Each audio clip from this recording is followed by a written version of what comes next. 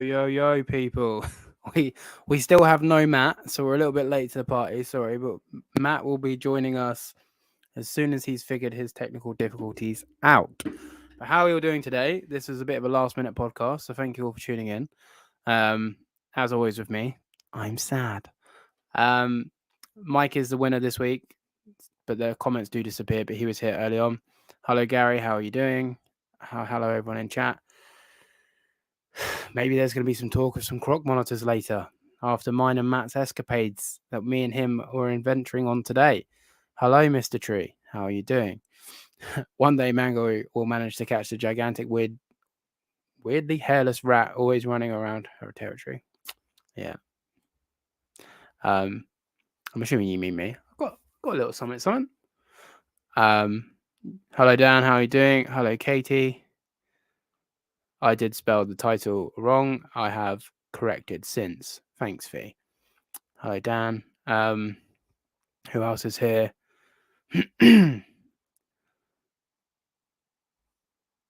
My son is listening to some Hindi music. I gotta say, it's catchy. Fair enough. Serpentine, how you doing, my friend? How you doing? Hello, Rick. How are we doing? Wow, the man himself, Mr. International Podcast. If you haven't seen it, Mr. Riddler's Rambles has a podcast now. Go and check that one out. You never know, you might see my beautiful face on it one day if I'm famous enough for him. Is there anyone else? Hello, Touch. How are you doing? How are you doing, my friend? How are you doing? How are we doing? How are we doing? Hello, Andrew. Wow, 21 people in chat. We're waiting for this. Matt's not even here. Mr. Will Exotic is here. Drive responsibly. So we're waiting for Matt to sort his technical difficulties out. So I may be checking my phone now and then. I'm going to go through the general housekeeping, and then we're going to introduce the first guest of the the two pieces of the triangle. But yeah, anyway, I haven't got the thing ready, so sorry to them. But shout out to the Bug Factory if you're in the UK and you want the cheapest live food that I found online, as well as a subscription, which is even cheaper. And I'm pretty sure if your first order of them, if you use Pools-Monitors-5, you get 5% off your first order of live food, and they're already the cheapest that I've found. Great quality bugs, as well as great company. So massively support the Bug Factory. Please go and check them out. They also have mealworm growing pods, sustainably growing mealworms from recycled, I'm pretty sure it's recycled refrigerators, which is pretty cool. They're saving the planet one mealworm at a time. And then the second sponsor is obviously you guys. So thank you so much to everyone who supports me on Patreon. We're forever growing over there. You get entry to the private Discord. And oh wow, Matt's here, everybody. He's here. I see him. Right, we're ready to get this going just in time. But thank you to the Patreon. Thank you everyone that support me. You get entrance to the private Discord. Matt's throwing me off now. Jesus Christ. And you get to see things. For example, there's a little secret surprise egg cooking in my incubator that Discord have seen that no one else has seen. And also, I've sort of decided that you guys are going to get a little bit of a discount for the people that are in the UK. Sorry, you Americans.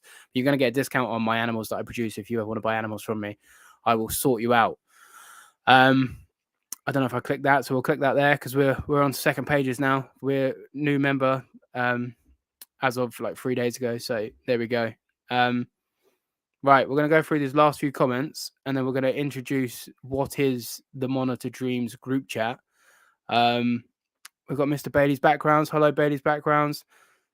Shout out to him as well. If you want some custom built enclosures in the UK, Chris is a great guy. I've spoken to him many a time over DM. He's a sound guy, so go check him out. Hello, Serenity Dragons. Hello. Drive safe, Mr. Will Exotic. Keep an eye on his channel. He shared it to his story, so I can spoil it. But he's just herped 24 hours in the Everglades. Get your super chats in, and your boy will get over there in 2025. Oh, Chris, you've got to change your name now. Well, funny that to Mr. Michael in chat, because introducing him here first, because he was here first, is Mr. Michael Longmuir. Hello. Hello. Yo. And then late to the party, but not really, because no one knew if I didn't say anything. If it works, hang on, I've got you muted. There you Hello. go. It's Matt. I'm currently running off a phone, so just bear with me. No, that's fine. You're good. You're here just in time. No one even knew you were missing. But this is Monitor Dreams, everybody. So, long story short, quickly, Mr. Moneybags Matt was going to get some Mutis, audio earless monitors for those that don't know. And still trying, yeah. Never know. Still on the plans. Keep an eye. Link in description. I knew Michael through. We started speaking through Reptiles and Researchers podcast. You were DMing me about Aki's, and then obviously I've known Matt for a couple of years now. And then because Michael's background's in fish, and me and Matt have no idea how like water even comes out of taps, I created this group chat that became Monitor Dreams, and here we are. So, hello. If you'd like to, you've both been on the podcast before, but we'll start with Michael. If you'd like to just introduce yourself and the monitor species that you keep. Yeah. So Michael Longmuir, I run the Instagram channel Longfield Reptiles and Aquatics. And Paul's Monitor's Discord. And the Discord, yeah. Which Matt still has not joined. Fake banter. I'm too old for Discord. I currently keep a pair of Aki monitors, a trio of Timor monitors, which are relatively new to the collection, and then two young Kimberley Rock monitors. So slowly growing. And then Mr. Monitor himself, what species of monitor are you working with, Matt? I wonder if you've got more species than me. What have I got? So I've got the Kings, Mitchellii, Blues, Blacks, Greens. Is that it? I think for monitors, I think monitor-wise, I think that's it. Unless you count Leucistic and Brown, but they're basically the same. No, they're the same species. Let's not get too ahead. Right, and I'm Mr. Paul's monitors, and if I've got less than 5 now, it's going to be Matt's monitors. But so I have Xanthomatogus, Bosk monitor. I have currently Glauidii, Kims, Gillani, Indicus, Jobiensis, Prasinus, Acanthoris. Is that all I have? I think that's all I have. 7. But you're losing the Kims. I'm losing the Kims. The Kims are going. The Kims have been sold, so I've got 6. I'm winning by 1. I win in number of species. And then you didn't count Bumpy in the thumbnail, so yeah, Bumpy eventually will probably go, so it'll take me down to 5. So me and Matt will be tying. Yeah, and then I'm getting yellow soon, hopefully. So that's it. That's it. You'll win it. Yeah, and then you get the Borneos after all this time, even though they're not Varanus, but we'll still count them. So I have created some questions just dedicated to this. So we'll start. Basically, I'll ask you both the same question, but we'll start with Matt. So, what is your favorite monitor species? Just full stop. Like, you can own it, not own it. Just the first one that comes into your head, your favorite one. Parenti. Michael? Prasinus. Mine would be Parenti too, I think. Okay, you've kind of answered this already, but Michael, to you, your favorite tree monitor species. Doesn't have to be ones that are available. It can just be any tree monitor species. It's interesting because it's hard. Like if I have like a dream species of monitor, it would be Prasinus. But my favorite tree monitor would be different. It would be yellows, which is kind of scary. Yeah. Yeah. Well, there you go. Matt, favorite tree monitor species? Always has been Blues, and probably always will be. I think mine is Prasinus, to be fair. And then I've lost myself. So Matt, starting with you, Audatria or the Prasinus complex?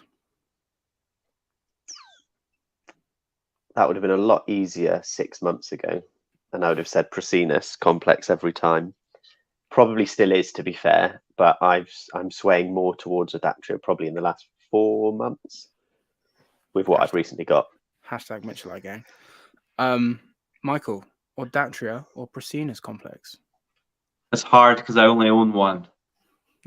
I think from an outsider point of view, I would say Prasina's complex, but I only own Odatria, so yeah. Or Datria for now. Yeah, but probably Prasina's complex. Sticking with you, Michael. Yep. Favorite or Datria doesn't have to be one that you can own. Just Kimberly's. Kim's. Every day, all day, every day. Matt, favorite or Datria?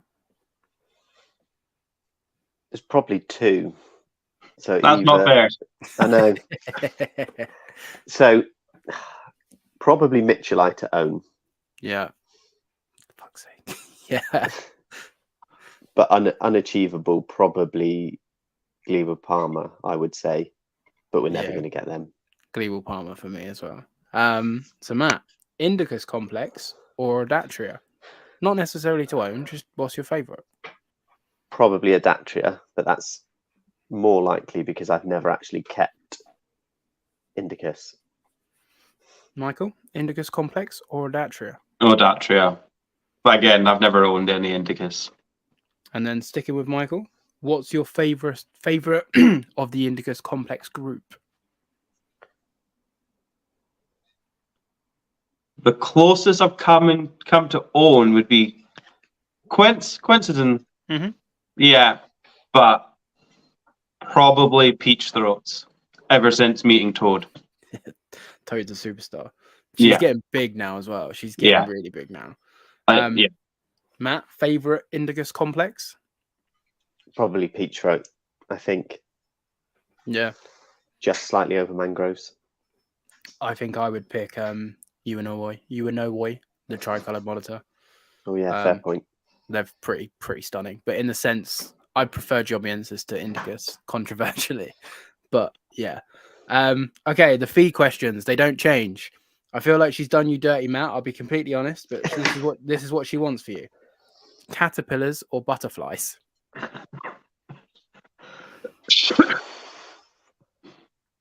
Probably caterpillars. So I said to her, why don't you have moths or butterflies? And she was like, no, they're the same thing. And I was like, they're not. That's controversial opinion. Yeah, exactly. But she's not here, so it's well, she's downstairs, so be careful. But it's it's caterpillars or butterflies. So caterpillars. There you go. Caterpillars, I reckon. And then Michael, she's asked me to pronounce it this way for you: turtles or tortoises.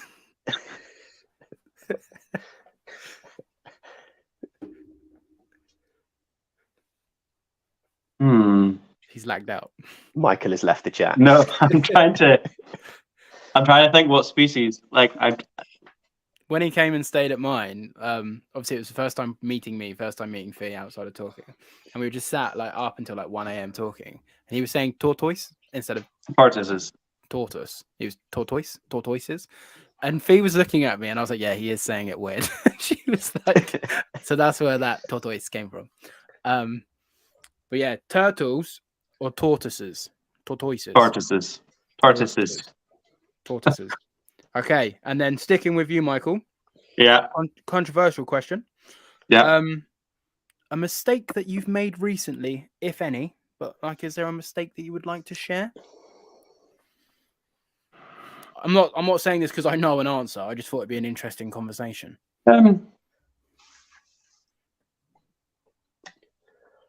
There's a few. I think we always make mistakes and we're learning. That's why I wanted to sort of get something out there, because we all make mistakes. I think. Sorry, my phone's buzzing. I'm getting messages. I think not being 100% prepared before I got the Timors. Obviously, I had the Viv set up and stuff, but it's well, you know about the cork bark and stuff, and some of it, it wasn't 100% ready for them. Yeah. It's not really a mistake because it was less than 24 hours before it was ready. I think a mistake that I'm kicking myself with would be my Aki egg, my lone single Aki egg. I think I kept it too humid, which was my first egg ever incubating in a proper incubator. So you live and you learn, but I think that's the one that sticks out. Yeah, as a mistake that I've made that I'm annoyed with. And what about you, Mr. Matt? A mistake that you've made recently, if any? So I would probably say the incubation of this last Procinus clutch from start to finish. Yeah. So they were due about 20 days ago. I had 4 eggs. I took my eye off the ball a little bit, and a couple of them dented quite significantly because of lack of humidity. And they did perk up, but one of them was no good and unfortunately died in the egg. I then had one of them was born as a result of the dent, was born very, very small and sadly didn't make it despite that. And then finally, stupidly, I cut an egg. When would have it been? Was it 2 days ago now? Yeah. And it was fully formed again, but sadly didn't make it after about 24, 48 hours. I think probably it all stems from the original issue with incubation and the fact that I didn't keep them humid enough. And they both dented. And actually, these are the smallest eggs I've had by quite a long way, especially certainly to have hatched. And as a result of that, I lost 2 free eggs, unfortunately. But you live and learn. From a point of view of cutting it, I said I'd never cut an egg again, and I cut an egg again and regretted it. So again, I'm never cutting an egg again. Yeah. But you live and you learn. I think probably looking back at it, it probably would have never survived. So actually, even cutting into it, it looked like it was already producing urate, which suggests it was ready to come out. It just looked so weak and small. I think it was never going to make it, unfortunately. And then a mistake that I've made recently. Where do I start? The first thing that comes into my head, it's not really a mistake, but the first thing that comes into my head is keeping them in smaller enclosures. And even though I don't keep in small enclosures, since upgrading Toad from a 4x2x3 to a 6x3x3, she's a completely different animal. And I wish I just went bigger rather than going, oh, she stays in a little bit smaller and, I can maybe work with her, but she's actually become a lot better of an animal since putting her in the bigger enclosure. That's not really a mistake. I think overall, just a big mistake I make, full stop, is I just get too impulsive and just buy shit. I think I just need to be more sensible. For example, Mitchellai, thankfully, they're horribly expensive and I'm terribly poor. So I can't just impulse buy them. But because I've been wanting Mitchellai now for months, I know I truly do want them, rather than just impulsively buying something for the sake of buying it. So, yeah. And then final one. I'll start with you, Matt. I'm reading what I've put. Dream monitor right now that you could get. Wait, what? Yeah, there's 2 more questions. Sorry. Dream monitor right now that's realistic that you could get. We've already discussed it today. I'm selling up and buying a croc monitor. Yeah, boy. There you go. And then, Michael, the dream monitor that's realistic that you want next. Procinus. Next, Procinus. And then the final question, for me, it's either Mitchellai or Beckerai, and I really don't know which one I want the most next. I think Mitchellai, but I really don't know. And then the final question is, again, a bit of a saucy topic. If you could add anyone to the Monitor Dreams group chat, who would you add and why? You can say no one. There's no one to be offended. Who's not in the comments? But yeah, I just thought if there's anyone that you maybe want to add, or maybe not, like I say, because I couldn't think of anybody, but I like putting people on the spot. So anyone who's breeding Biacs in Europe. Yeah. Yeah. I was going to say Jonas. Yeah. Jonas can come in with his new secret species that he's Jonas's collection. He can join right in. All right. Hang on, not Ridley. I've just got to say this. Oh, it's not loading. Hang on, everybody. The internet is doing me dirty. I need to try and be mean, and the internet is stopping me from doing it. Okay, Riddler, it's a Monitor Dreams group chat. You're not welcome. Also, one's not enough. Yeah, sorry. Say the person who joined with one. If you weren't mean about Crocs earlier, maybe you could have joined. But for now, fuck the monetization. You can get fucked. Hello, Mr. Scandinavian Guanas. He's probably a good choice. He's always in my DMs, and I'm always in his DMs. And then that way we can get Grisius. So my thing's really lagging out. But Matt, is there anyone outside of someone that for Cordensis? Is there anyone that actually pops into your head, or Not immediately. no? There you go. First question. I think the issue is that group chat goes off 24/7. So you don't want to be part of it. The amount of times I've had to mute it because I've been at work or something, it is just constant, and it's just so much shit. Like so much, just all it takes is a vicious rumor of something that's coming in, and then suddenly it just blows up. Yeah. Or Paul's having a sad day, and it's just that's all we hear. What was it? It was armadillo lizards, but the cheap ones. And Matt was at work, and I saw them for sale, and I was posting it in the group chat. I was like, Matt, do you want me to get them for you, Matt? And I was like, I'll reserve them for you. And I was like, well, I need to do this because he's not replying. And then as I was about to message the guy, Matt was like, no, they're the wrong ones. I was like, oh yeah, yeah, they're only like 300 quid. Of course, they're the wrong ones. But yeah, what humidity do you incubate at, Matt? So I do.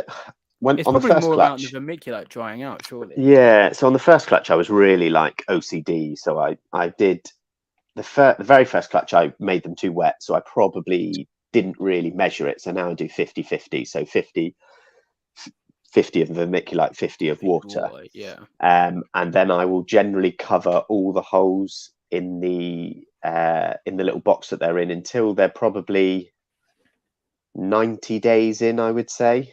And then obviously during that time, I'll occasionally air them out and add a little bit in. But the humidity stays probably, when I was checking previously, it was above 90% for most of the time. But now I just generally just bung them in, leave them in 50-50, and then just add a little bit of water, just check the egg, make sure none of them are denting, and just make sure that they're slowly growing in size. Because the first clutch I had, I went the other way, and they swelled up massively. And within about 40 days, I'd lost, I think, 4 of them because they'd all just got taken on too much water and then popped. But yeah, 50-50 is your way to go and cover it. Just quickly as well, everybody. So Ragnar is target, not attacking me, so that's good. And Paul, with regards to your question, get rid of the shoes, mate. I reckon is your best bet. Any sort of Crocs you've got, just burn them. Just burn the Crocs, mate, and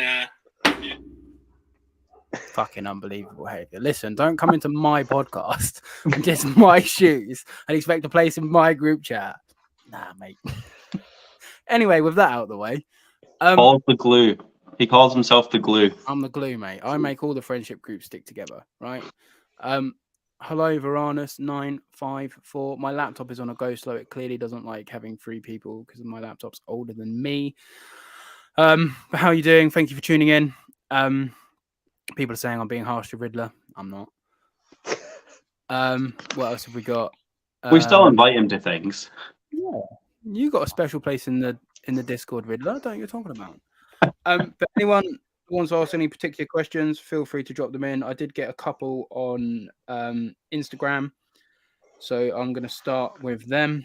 First one is from Mr. Parker's Park on how do we get Parker's Park some of those Maruki babies. So I spoke to Michael, Matt. Michael's open to discussing said plans.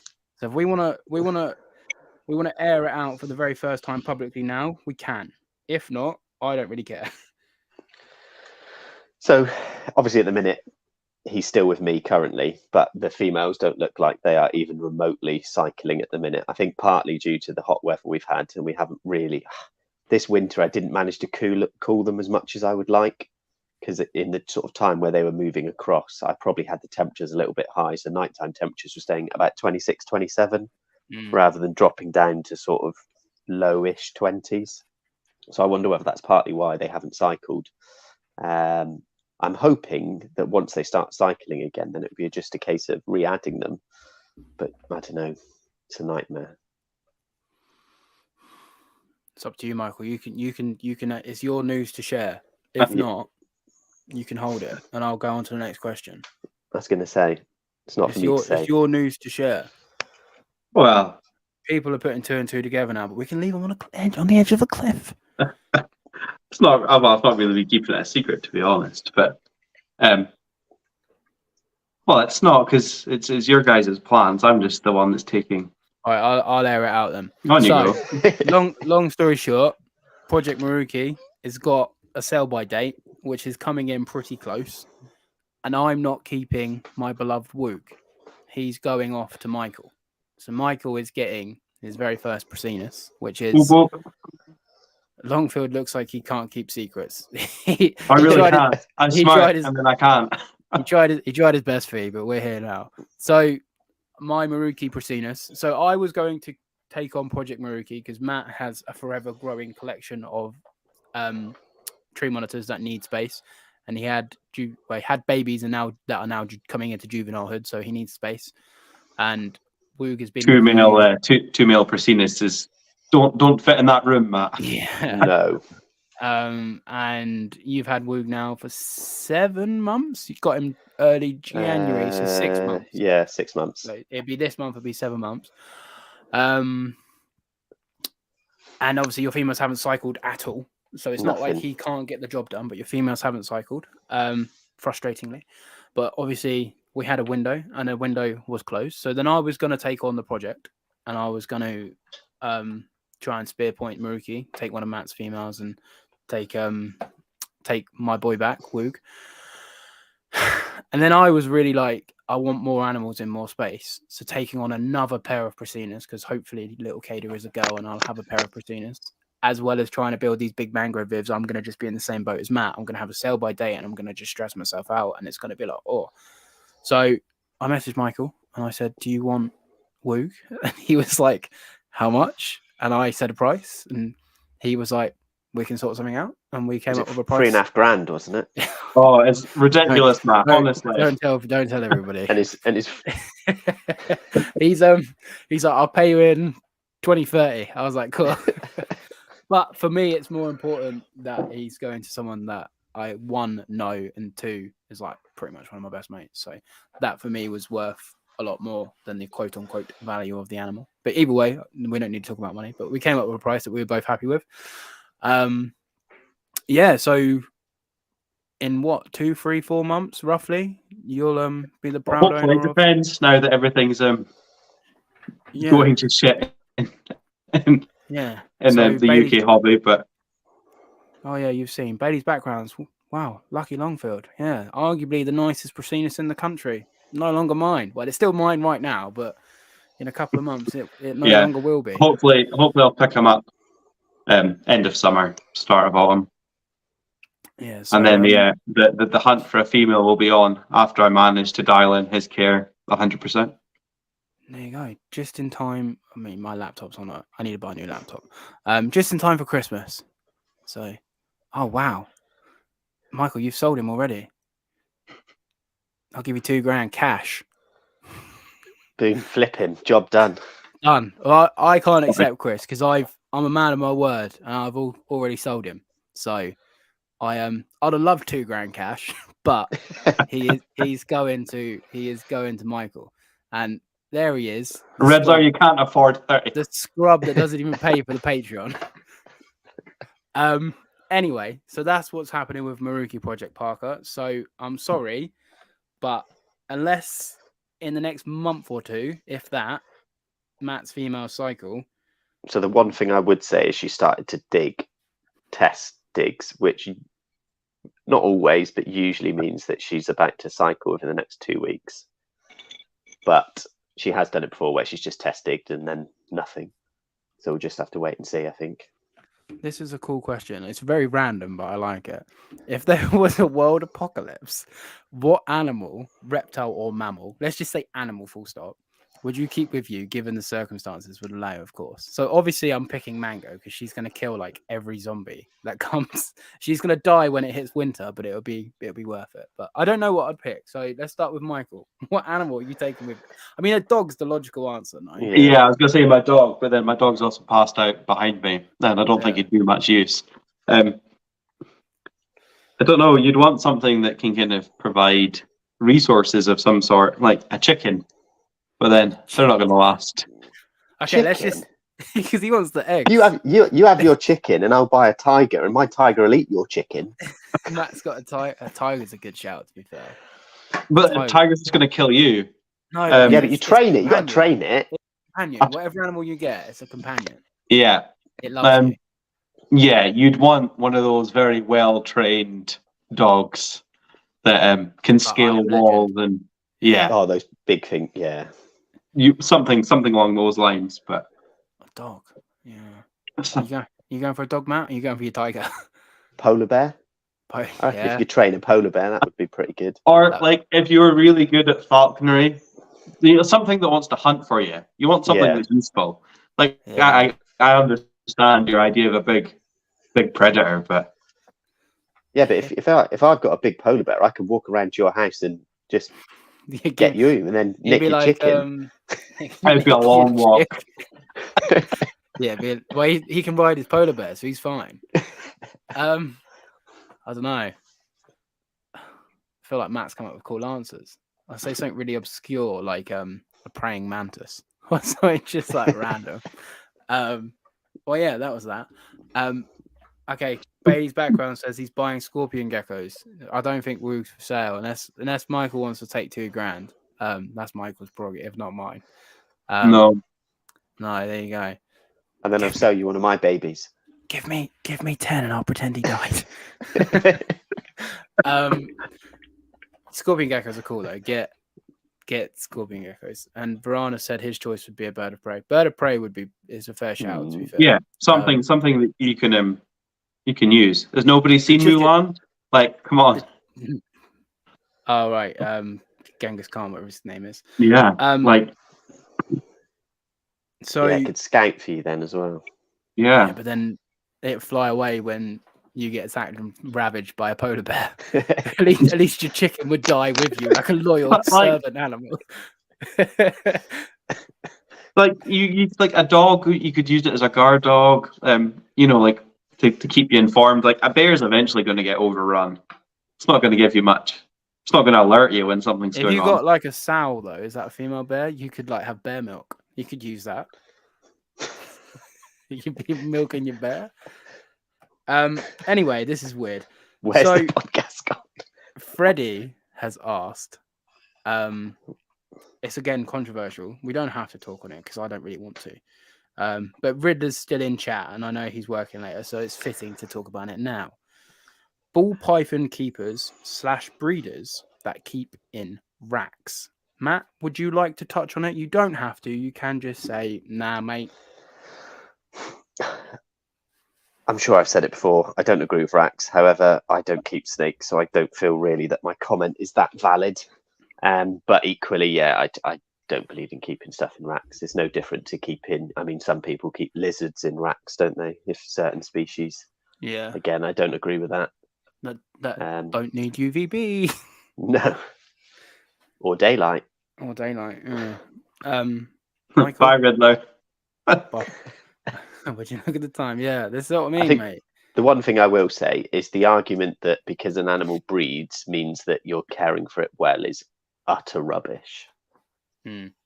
We know that's not true. You can keep animals in terrible conditions and they will still breed regardless.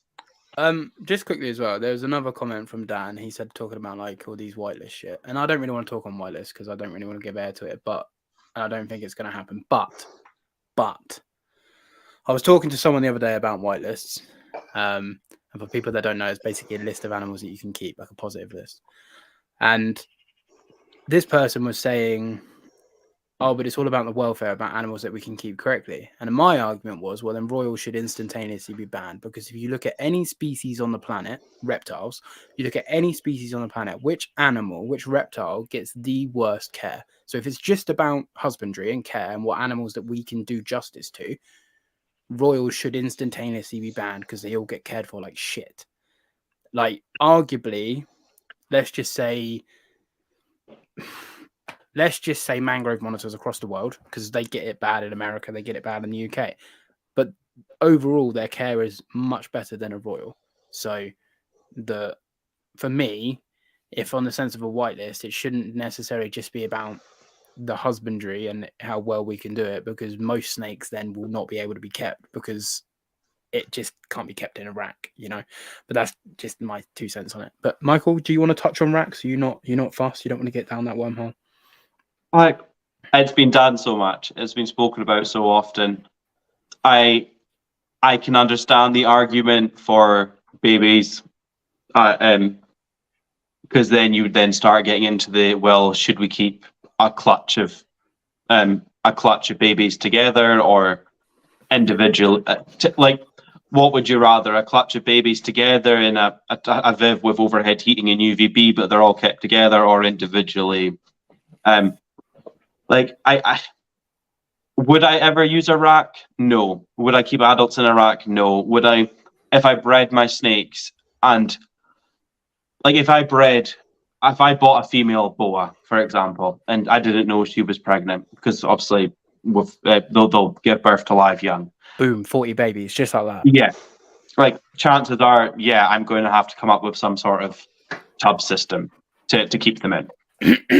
You would try and do it to the best of your abilities. I don't agree with this idea of keeping grow out, like, half decent size baby royals and Vivs that are like tubs that are like long and skinny and like that deep and thick. Like, I seen a video popped up on my Instagram, and it was of a carpet python, and he pulled out the tub, and there was this decent sized carpet python in this tiny little tub. And I mean, this thing was curled round like 4 times in the width. So I think if you did it appropriately and for a reason, then I can see as a short-term solution, fair enough. Would I keep my adults? Would I keep anything long-term in it? No. Is Riddler a dick for using one? Yes. My roast Riddler. Okay, so I don't really have much else to say about racks. If you want to listen to people absolutely slate and bash racks, then tune into Riddler's first episode of podcast, because they go off in the sense of how bad it is to keep racks, even though the host keeps in racks. But that's none of my. But he's changing, Paul. He's changing. He's Serenity moving them out to bring the Dragons. pink tongues in. Yeah, pink tongues in the rack. Thank you very much for the super chat, my friend. I deeply, greatly appreciate it. Just happy to be here. Me too. I'm glad that I did this, and thank you to the Monitor Dreams group chat for very last minute last night. You boys want to come on a podcast? Coming through for me, so I appreciate that. But yeah, that's that on racks. And my phone's dying, so let's see if we get through these. How does Matt get Biax? Probably contact Blood Dragons from EU. I dropped them a message. Was it yesterday, day before?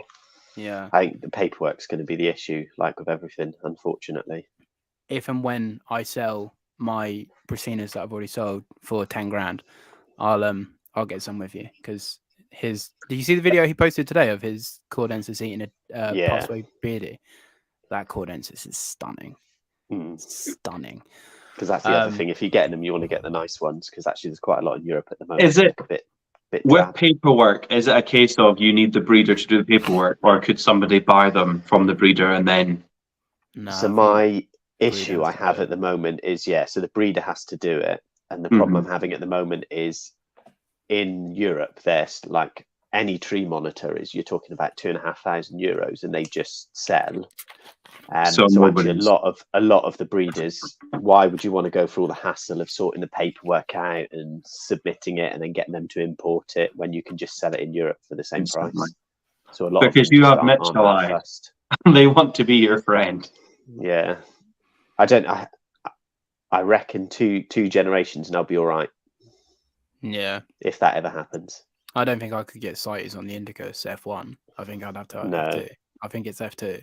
You can't just CITES a first time. You have to be F2, I think. So Mitchellite might be a bit different, because your one's parents technically are captive bred, but they're not second generation captive bred. So in the sense of UK soil, I don't think.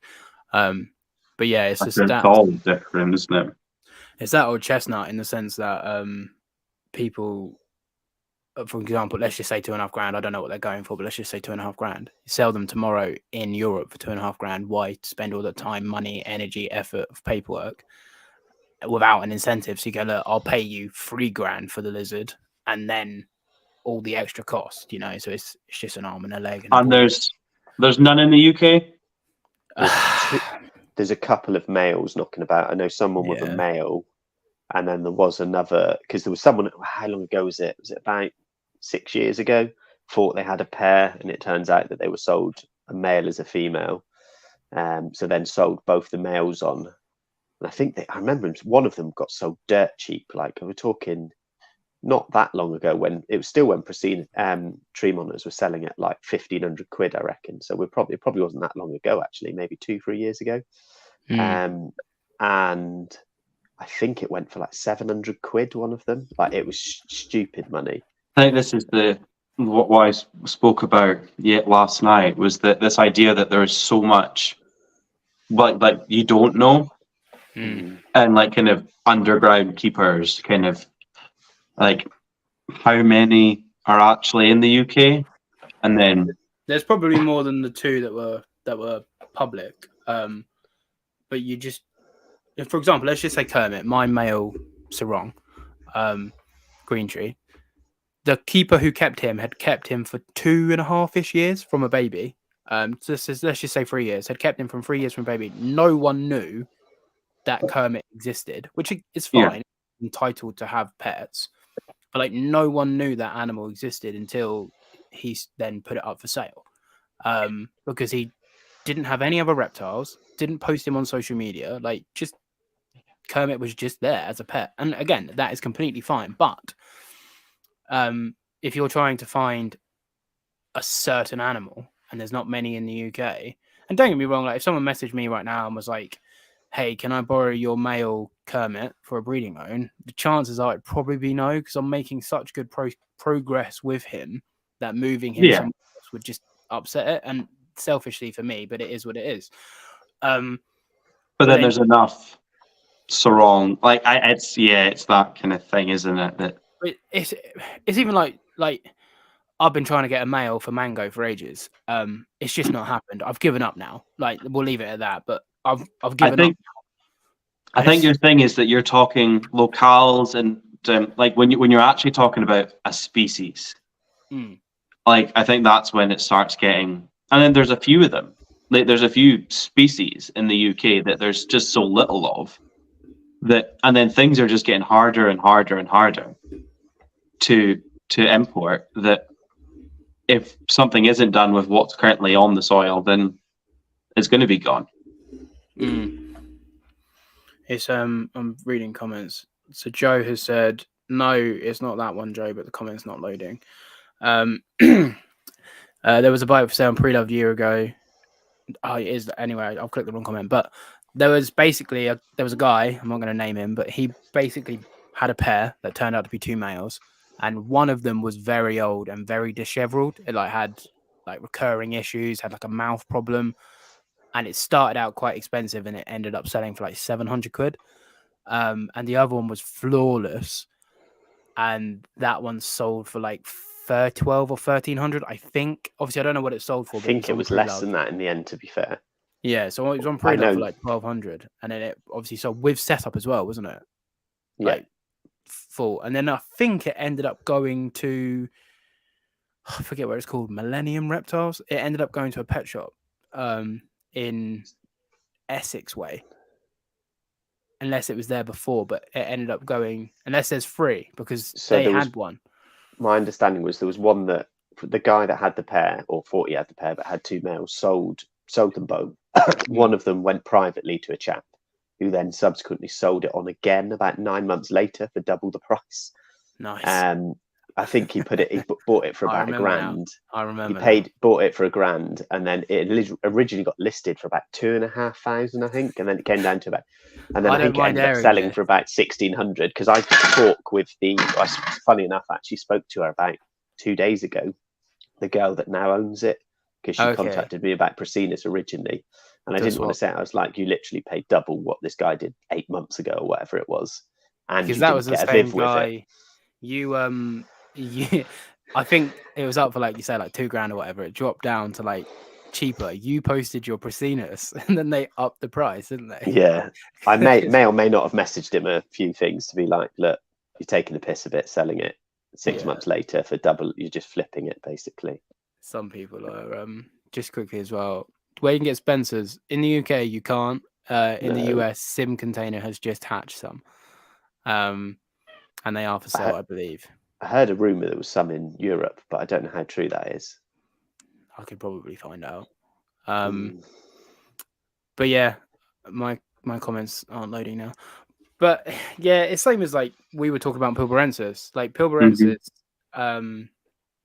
myself and Matt are on a different opinion to you because we both don't buy Pilbaras. End of. Michael wants Pilbarensis one day. One day. And there's not many in the UK. So trying to find them is a nightmare. You just see the odd lone male crop up here and there. Pretty sure Joe actually had a Pilbara at one point. So if you want to let us know what you thought of them in the comments, Joe. But anyway, the gene pool for Pilbarensis is pretty disgusting. And they seem to have quite a lot of issues. And again, this is a controversial topic. It's sort of digressing, but this is what happens when you just inbreed. And I was saying today to Matt, because myself and Matt went reptile shopping around different reptile shops across the country. I was saying today that I think if I could get some from Europe for a sensible price, maybe I would try them again. But even then, it's like such a risk because they just seem to be they seem to be a shadow of what they were in like the 90s. Not that I was like keeping them, but there's so many issues with them. I kept them how many years ago? We're talking now, maybe 4 years ago, was it? 5 years ago? And they were tiny, like absolutely tiny. The female was like 2 years old, laying, and she was like not much bigger than sort of King Gorum size. And then on top of that, there were so many that had issues with like spine problems and I don't know, I just wouldn't touch them. I think they've been inbred so much because the gene pool is so small that I think as a result of that, then, as you say, they're nothing compared to what they used to be. No, they are like half the size, as it were, from comparison to like the 90s to now. But again, Europe and America could be different, but in the UK... Canada. Yeah, Canada, but in the UK, they're... I found them very shy, like very shy. And for some reason, I don't really like shy monitors outside of mangroves. If it's a mangrove, free pass. If it's shy, then I'm like, nah. So, if you offered me Gill and I or Kim's, I'd take them over, both of them over Pilbara every single time. Yeah. I picked it up from Ridgeway, never saw it. I wish I kept it now because I'm in a much different place as a keeper than I was when I resold it. So like I nearly bought that one. The problem is with I'll say this because I don't care. The problem is with Pilbarensis, shops will sell them at like 700-800 quid, and then you try and sell a male privately, you'll struggle to get 300 quid for it. And it's like, where do you draw the line in the sense of like what an animal's worth? And like, you're very much just buying a pet at that point. Yeah, it's like I wouldn't. I don't know what I think I would be wanting to pay $450 per baby, and be happy at that, which I just won't get. So that's why I probably will never own Pilbarensis again because I'm not paying like €700 plus import for a baby because I don't want them that much. If it was a different species, maybe, but because I've had them before, for me, it's very much like nah. I think realistically, if anyone breeds them in the UK, that you're probably talking 800 to £1,000 a baby, I reckon. If not, just because of the rarity, whether they'll sell or not. But the problem is with it, people go, "Oh, Pilbarensis, they haven't come up for ages. Like, let's get some. We can raise them up. We can breed them. We can make loads of money." And then it never works out that way. So I don't know where they've all gone because when I bought. Well, this is what I was saying is that it seems to be this just underground. Like when I first found out about them and I did some digging and like I managed to find like a few pairs here or people that have talked about having them or they had a friend that had a small group or there was whispers almost, but there wasn't nobody publicly outright saying, "Oh yeah, I've got there you go, a shed full." Joe's your lead. His went to someone that has a trio, so they now have 2.2. Because when I bought my male for my female, or females at the time, I got it from a guy in Nottingham. He was probably in his late 50s, I would say, and he just had a shed of Pilbara, and he was literally popping them out like a chicken coop. Like he had eggs left, right, and centre. So they've clearly gone somewhere. Now I know a lot of people are exporting surprising amounts, but I don't feel like he would have been exported. I assume they've just disappeared, or he sold them on, and people haven't had the success that he did with them. But he was at the time, even when I saw him, I think he had about 20 eggs incubating. So they've got to have gone somewhere. Well, this is it, No, isn't it? like publicly, 3 I've seen for sale. 2. Yeah, there's been And the one on last- Free Love, one on a pet shop. So I think, Yeah. So like, there has been 3. There's been one on the WhatsApp groups with setup. There's been one in a pet shop, and then there's been one on. That's Free the Love. one I contacted, and Yeah. So yeah, there's been 3, and they've all been males. I'm typing and talking, which I can't do. But yeah, Pilbarensis, just get Gill and I instead. Yeah, They're boring. maybe one day. If only you knew about them Kingorum. popping out eggs. I'll get Gil and I this year, and I'll get some Kingorum next year. I think Andrew's in the UK, so let's see what he's got to say about Pilbara. My laptop doesn't like 3 people. There's a male Pilbara rock monitor for sale, 350 at a reptile shop in a garden centre by me. Was almost up for double that. That could be the same one. If it's the same shop, I messaged them when they originally posted it, and they wanted 499, like 500 quid. Yeah. Interesting that it's dropped down to 350. It's hard because at that price, you're almost like, Michael wants to buy it. just like, and just have it as a pet and be like, I've got Pilbara. But then it's just send the me $2,000 for DM. Woog is looking very good. Yeah. Yes. that monitor is going to be. No, send me a message on Instagram, Andrew, of where they are, and you never know. It might. It's probably. It sounds like the same. Probably it's the same shop, but yeah. When I messaged them, start of this year. Yeah, it was early on. Yeah. Yeah, they wanted just under 500 for it. But 350 is not horrendous. 350 is and not then horrendous. and that's kind of what you expect. Like a male Kimberley, you're looking at 300, 350. Yeah, it's not. So it's not horrendous. The question is if it's got all its toes and tail tip. And how big is it? Yeah, Joe says I'm not going to bother clicking comments unless I have to. Personally, if you have Kims, I wouldn't bother with Pilbara. I think, to be fair, before you sort of answer that, Michael, I think it's good to try because they could generally be. Someone's got to do them. Like as much as me and Matt don't want to touch them again because of gene pools, someone somewhere has to do them. Otherwise, they are going to slowly dwindle out the hobby. And you never know. Michael might absolutely love them. I don't think you will, but you got to try. You said that about Timors.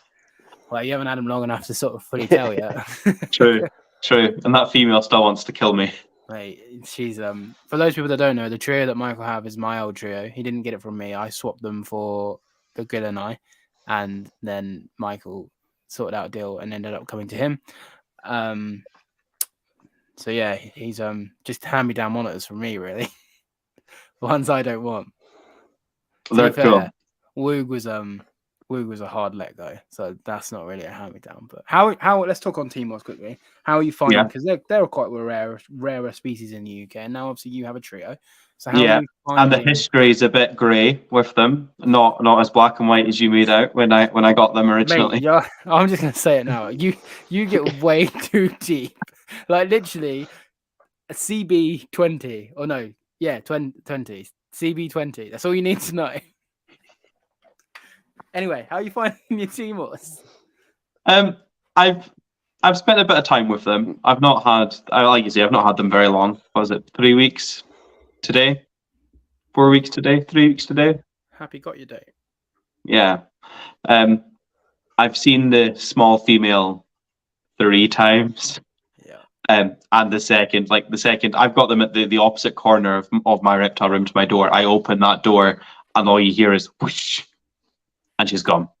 Yeah. Like straight away. She will settle down. She stayed out for me till after 2 years. the bigger female will stay there and she'll just glare at you. If you make eye contact with her, she puffs up and she starts acting all big and scary. She won't. I've tried tongue feeding her. She just hisses and just fluffs up and wants nothing to do with me. The male, though, he's very cool. So it took me a couple of weeks. I'm now. He's letting me tongue feed him. He's moving maybe an inch or two with the tongs before he's backing off. So I'm going to slowly start working on him and seeing what I can do. But he's really cool. They're a stunning species. I love localities. I love subspecies. Like, I love that side of the hobby, and I love having a background knowledge of my animals, which these guys seem to be throwing up a few red flags and a few grey spots. I contacted the guy that we originally thought they'd come from. He was like, they could have come from me, but what you've been told and what I've done is two different things. So either they're from me and you've been told something else, or they're not from me. And that's probably the case, though. The guy that I got them from probably just got his dates mixed up. Yeah, that's probably the case. But they're definitely right around that free. I think it's the 14th of November, because I've got it written on the enclosure that I still have, was the hatch date of the small female. Yeah, so she seems to be the one that I can't pinpoint, because she's definitely not from him, because he's whereas the other two are around that sort of age, because he had a clutch in the summer, so that's and his ones look quite similar, but then at the same point they would be pure if they were from him. So it's a tricky one, especially just that 2020 seems to be throwing, like that whole year seems to be quite difficult for Timors. Would you be interested if any babies came up for any eggs that may or may not be incubated, or are you just going to sit on your trio? I've spoken to her. Yeah, I've spoken to her. I don't know, because if I got eggs, I'd quite be keen on keeping some of mine, in which case I'd want something unrelated. Whereas I know her male is related to one of her male is 100. Well, her male is from the guy I spoke to, 100%. Like she said it to me, it's 100% from him. Yeah. Now it's whether or not her male is from the same clutch. No, the female, the smaller one, obviously is younger, because it was tiny when I got it. So it might be from the same adults, but it's not from the same clutch. No, but her male is from that summer, and it's from him. So the male's CB20 from summertime, and she says it's from him, so it has to be from his summer clutch. It's whether or not my two bit older ones are from that clutch or not, because there's inconsistencies. But they're a stunning species. They're really interesting. I love like the kind of the history with them and being split from peacocks and all that kind of stuff. But I think there's a new species described in the same new island locality of them as well, which I'm pretty sure is what they believe blue spots. Yeah, is it Savu? Something along those lines. I did have it all noted down when I was going through it, but I think it's Savu. They're interesting, and then I think I hear a lot of them being really good pets, which obviously for this particular trio, absolutely not, horrendous pets.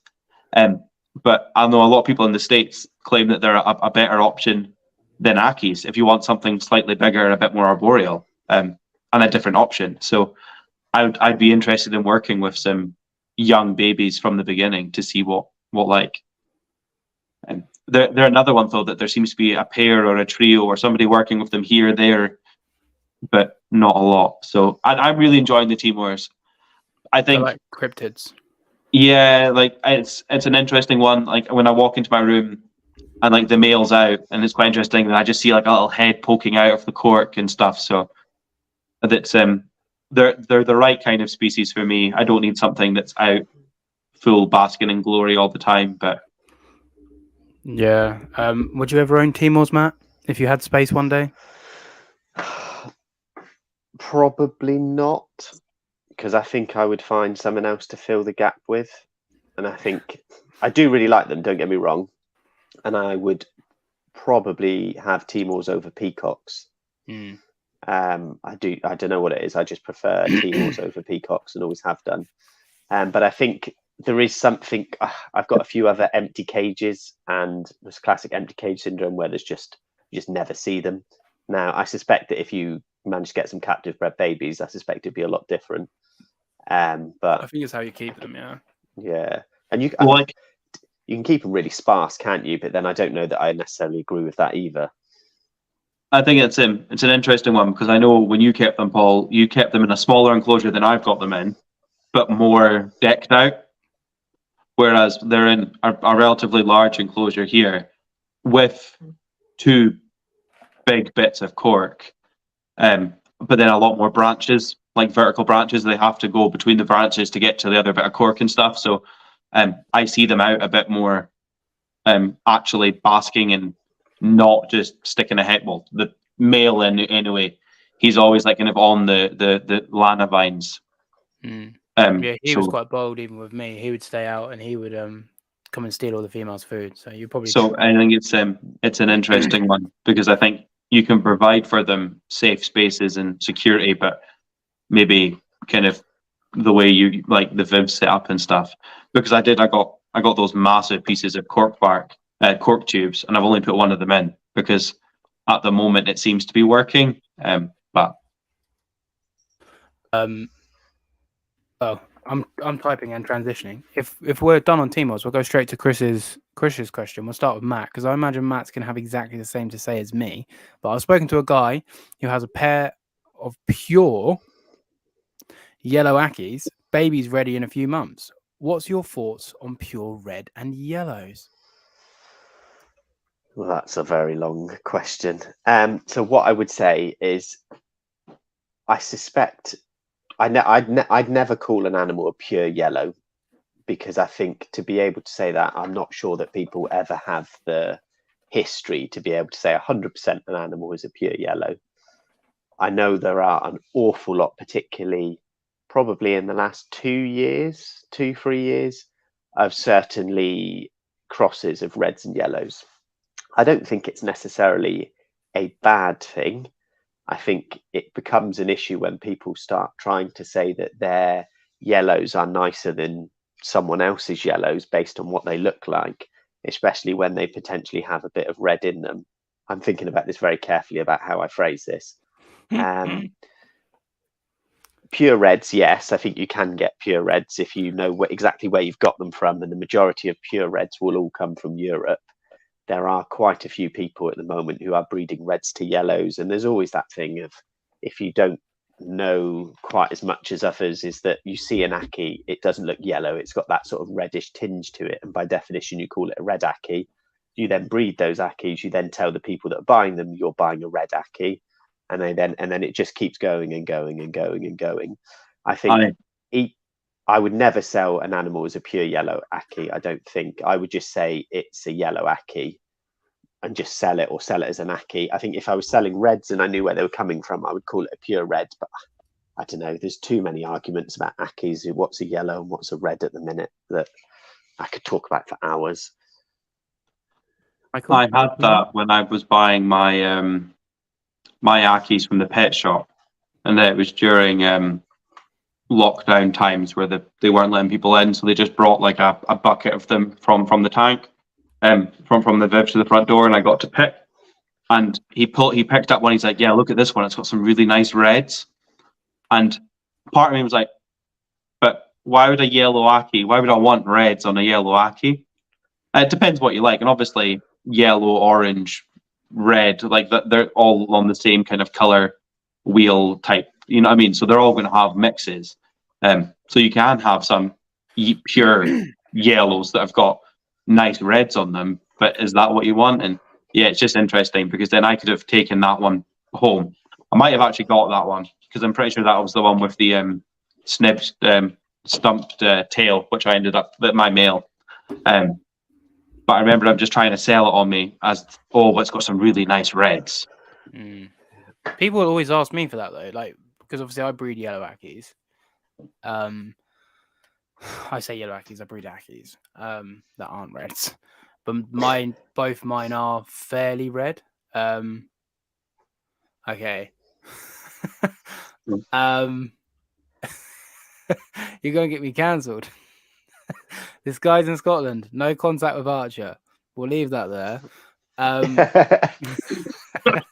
don't need the drama. Allegedly starting that again. is the term. Anyway, Scotland. Message me who it is, Chris, because I have a feeling I might know who you're on about. But what I will say is, if there is no proof back to origin, if you're saying it's pure, you're full of shit. Like, you can't prove it. You can say it's a yellow, but if you can't, like, there's a guy in the UK that's adamant, and if he watches this, I don't care because I've said this to him privately, so I'll say it to him publicly. There's a guy in the UK that's adamant he has the only pure Varanus tristis in the entirety of the UK. And he's like, it's pure. It's 100% pure. And again, I've said this to him privately. And I'm like, yeah, how can you prove it's pure? He's like, well, I just know. And I'm like, well, I just know that this one's pure. Like, the argument doesn't hold up. So if you have no proof back to wild origin, which a lot of Australian stuff doesn't, it's not pure. And I'm not questioning it could be pure, but saying to someone it's pure with no proof of it being pure is just as bad as lying about something because you don't know. So just say it's a tristis. And just to clarify, everybody, not all pure tristis have black heads. No, I'm sorry to break this to you this way, Matt. I'm sorry. That's an entirely different argument. But you'd have the same as the Timors with the peacocks. Like, how long were they mixed together in the 90s and early 90s and up to only a few years ago before they were described separately? Oh no, 100%. And then like I would never. If I bred my Timors, I'd sell them as Timor babies. But if somebody asked, "Can you guarantee these are pure Timors?" Well, no, I can't, because I can't guarantee where they came from. Like 100%. I don't have paperwork to say that they've been imported from Timor. Do you know what I mean? It's one of them things. It's normally, if it looks like a duck, quacks like a duck, it's probably a duck. Like Aki's, I think as of right now, as in today's podcast, I'm pretty sure they're technically the same species because they were reclassified. But then you've got Acanthurus, which I'm pretty sure are the reds, and you've got Acanthurus like Brachiourus or some shit like that. Black thing, yeah. And, well, they're the other ones. Brachiourus, I think, are yellows, and then there's another one which are black, which aren't in the hobby. But technically, I think they're both Acanthurus now, technically. But the reality is my male is probably crossed somewhere down the line. He's more... guess where. Fuck's sake. He's more yellow than he is red, but the chances are he's probably not pure. You can see straight away a red from a yellow. Like, they have killed scales, they have a different head shape, they have different eyes. But yeah, I don't think there's anyone in the UK with 100% provable pure yellow Akis. And if I'm wrong, please, whoever you are, message me and I'll publicly voice that I'm wrong. But for now, without proof of back to origin, like, you might have 15 generations of line bred yellows, but 16 generations ago they could have been crossed. So Joe messaged me. What did he say? Paul, sorry. Oh, okay. Michael wants William's eye, so that was my plan for September before Woe came about. That's still in Paul's piggy bank. Oh yeah, I haven't. We're on about the Gecko Fund. I haven't taken any money out of technically the YouTube because it was a donation here for the Gecko Fund. So technically the Gecko Fund is still just growing. But yeah, so that's my opinion on Akis and any form of anything really that has subspecies. The chances are they're crossed somewhere down the line. Like, for people that truly know what a Tristis orientalis looks like it's not even close to Tristis, like not even close. Fee has posted on the what we should talk about, random different stuff. So I'm going to ask it because it's there. Matt, do you like ABBA? No, and I'm not that old. She's the youngest one of the four, and she loves it. Michael, do you like ABBA? I'm younger than Matt. Yeah, you're older than Fee, though. True. Yeah. Do you like ABBA? We'll see after Eurovision next year.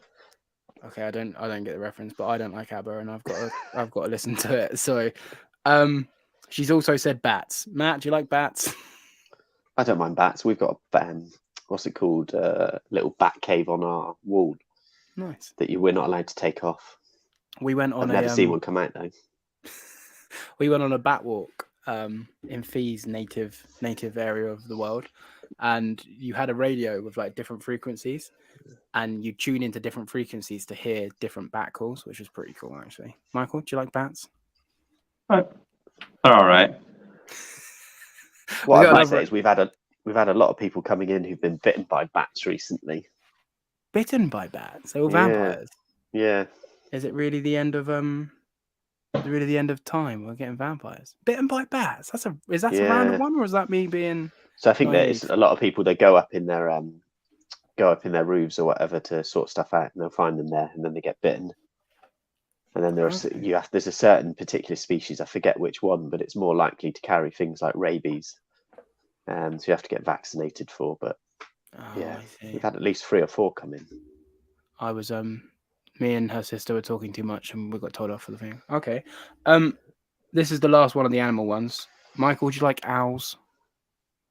I do. I'd take owls over bats. Okay, Matt, owls.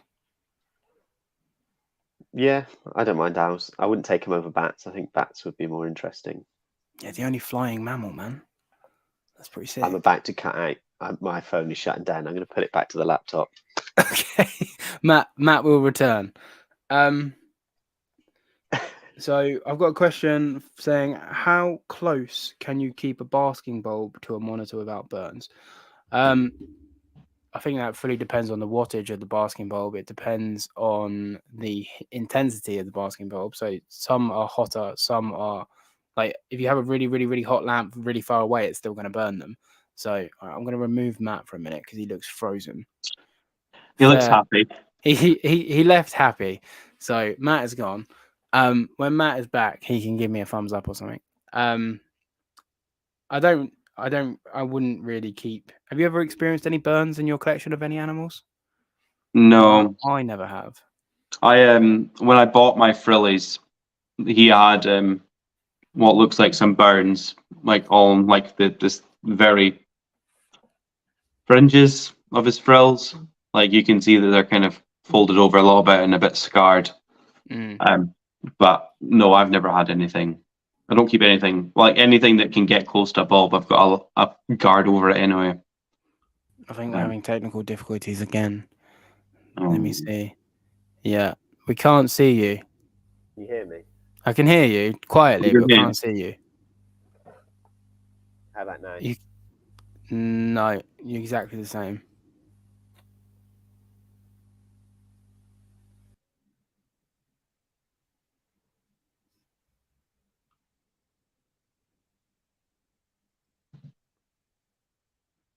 Okay, he's left. Anyway, I'm going to message him quickly because I've got a message from him.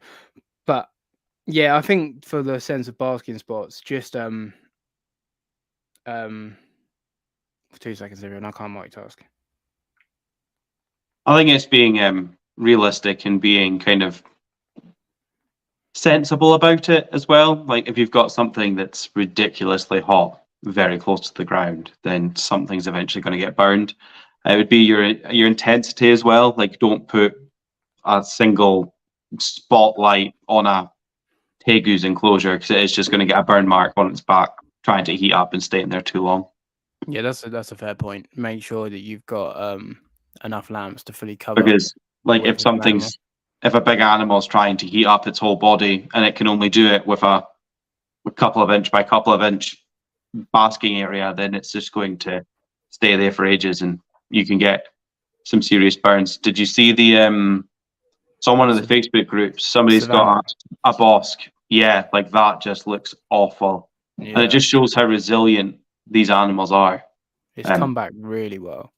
Like they've done the vet, and like because they were going in every couple of days to get its bandages changed, and it looks like the amount of work that they put into the animal is fantastic. Is that what it was? Was it? I've seen it. I can't say I've kept up with it. Was it a burn? Is that what it was? It was. I think it was a rescue. I don't know. I've just seen the update photos, and then I'm pretty sure it was because they got it.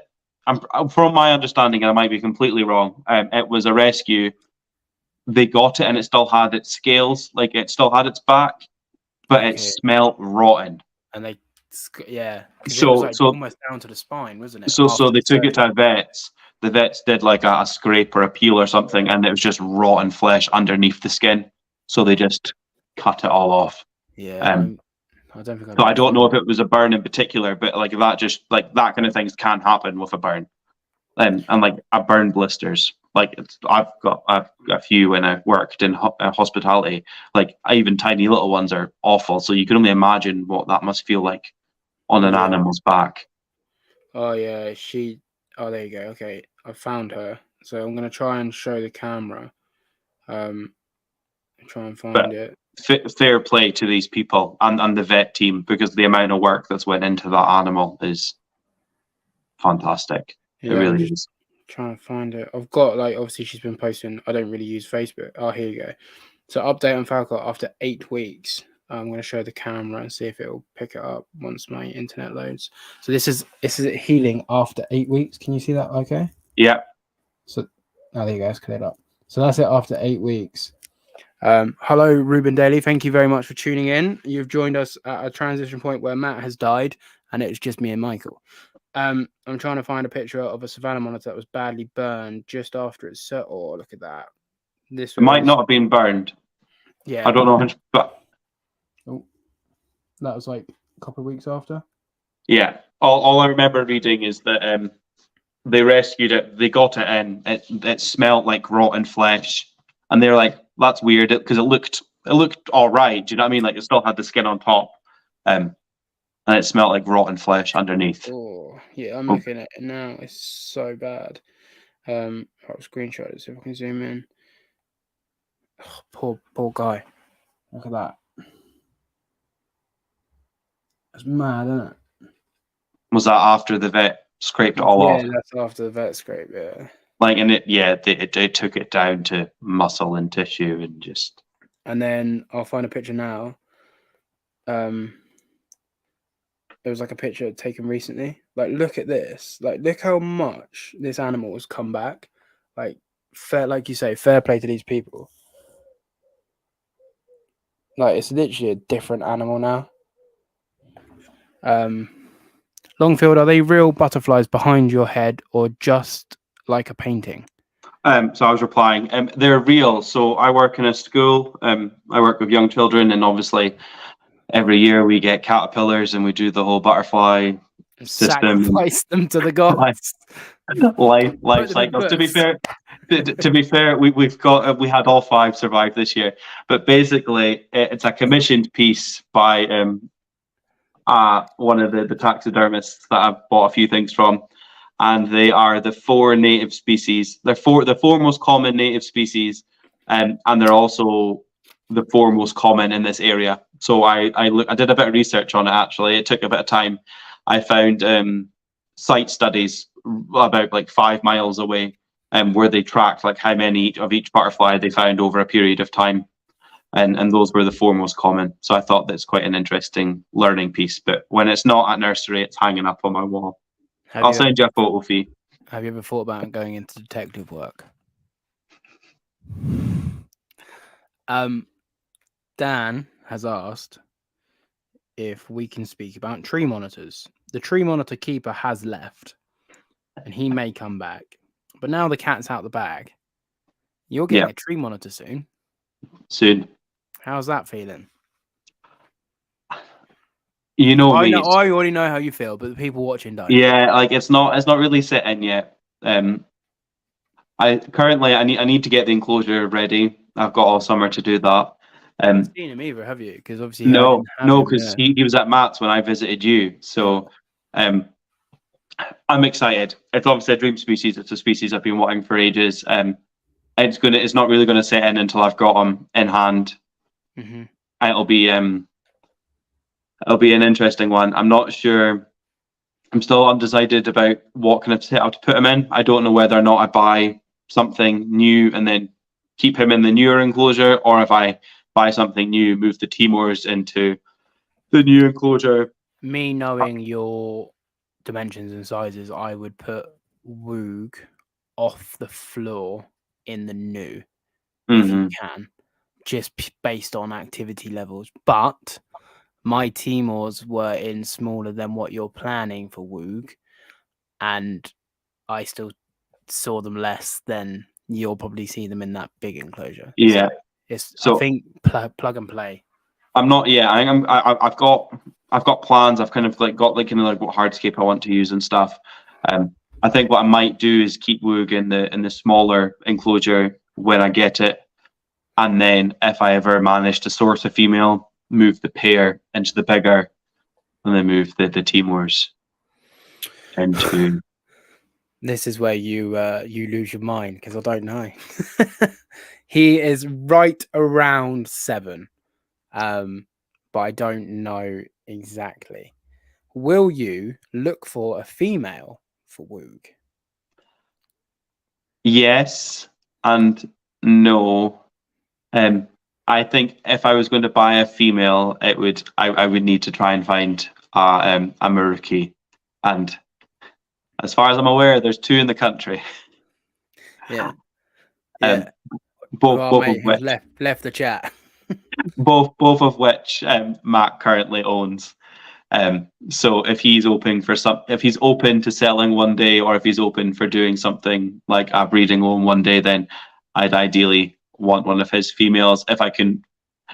It's hard because I don't think I'd ever be able to afford to buy an adult female Persinus not off a friend, because publicly they're going to be too expensive. If I buy a baby, then the chances of finding a Maruki baby are hard because it seems to be only sarongs that are coming in.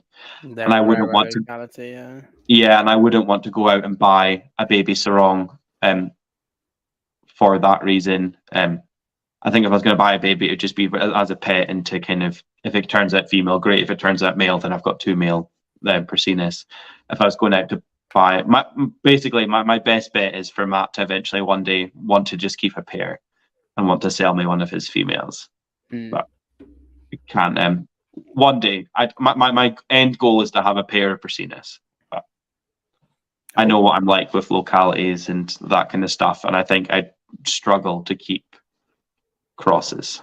Speak of the devil, and it's lagged. Oh, is it going to go? I don't know where he went. Oh, he's there. I can't see. Oh, he's loading. I'm lagging bad, man. Oh, can you see him, or can you just see a spinning wheel of death? No, I can see him. He's smiling. I can't see him at all at the minute. Right, hang on. Let me just text my beloved and tell her to turn the TV off if the TV's on. Because I can't see him. Oh, he's gone. It's disconnected.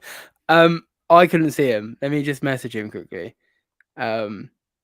Michael said he could see you and see your face, so that's good, but I couldn't see you. So if you try again, because that could have been an issue my end. And the chat says they could see you, so that was probably an issue my end. Not that he's going to read it. I haven't forgot about your question, Ruben. I will get to your question in a second, but we're just talking about tree monitors at the minute. TV is off. Thank you, Fee. Love you.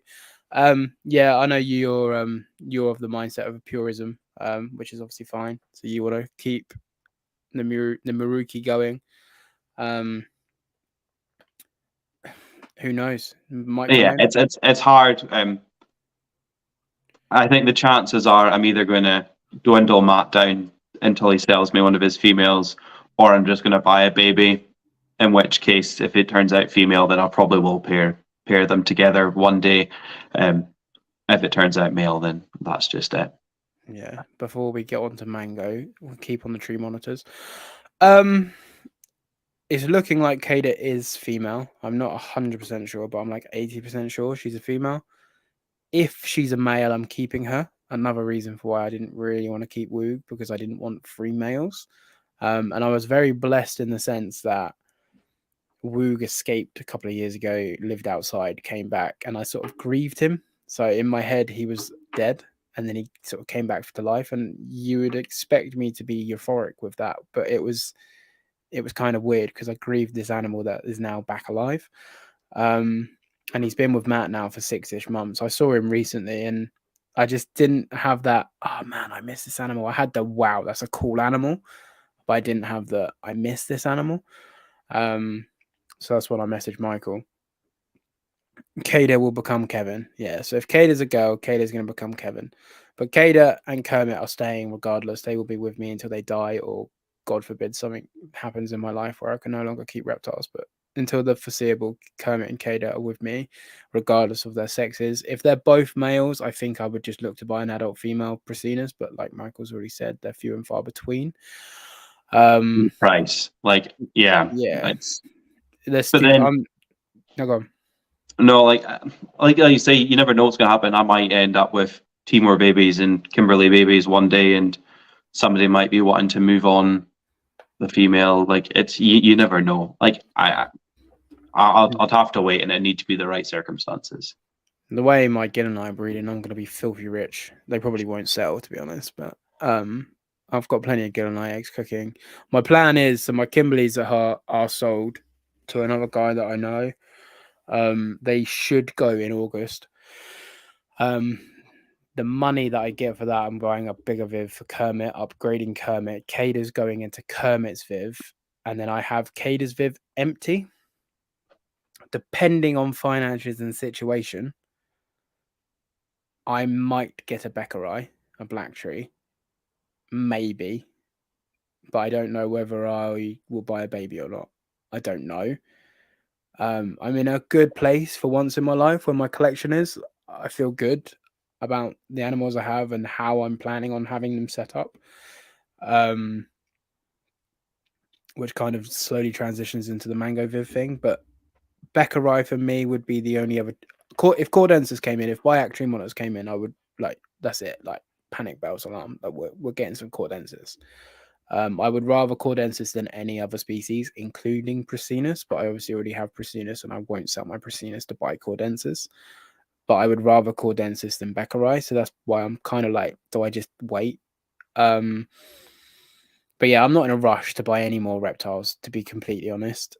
I want some Strophoros, and if I'm going to get anything else this year outside of something that come up, so yes and no. If I'm completely honest, it's the space.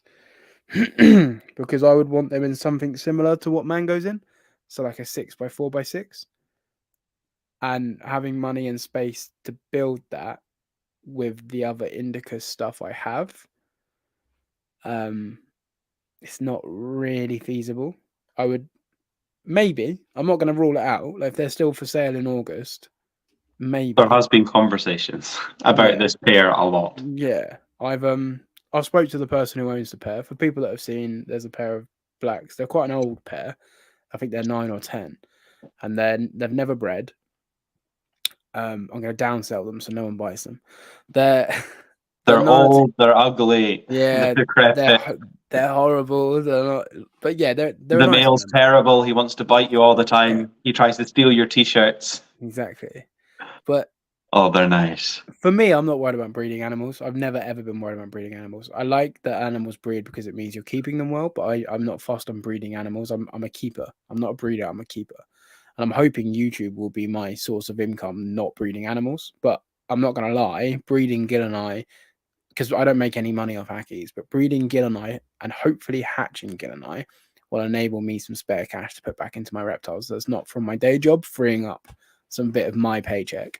Because as of right now, I don't have any money. Like something could come up like the best deal in the world, and I normally can find money, but as of the current situation today, no chance.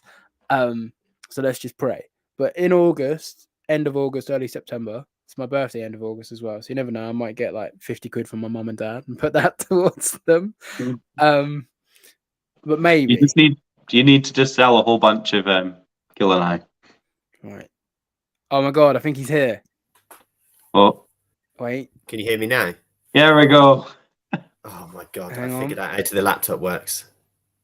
I can hear it. Oh, there he is. Matt! Yeah. Oh, you're a bit slow, Paul.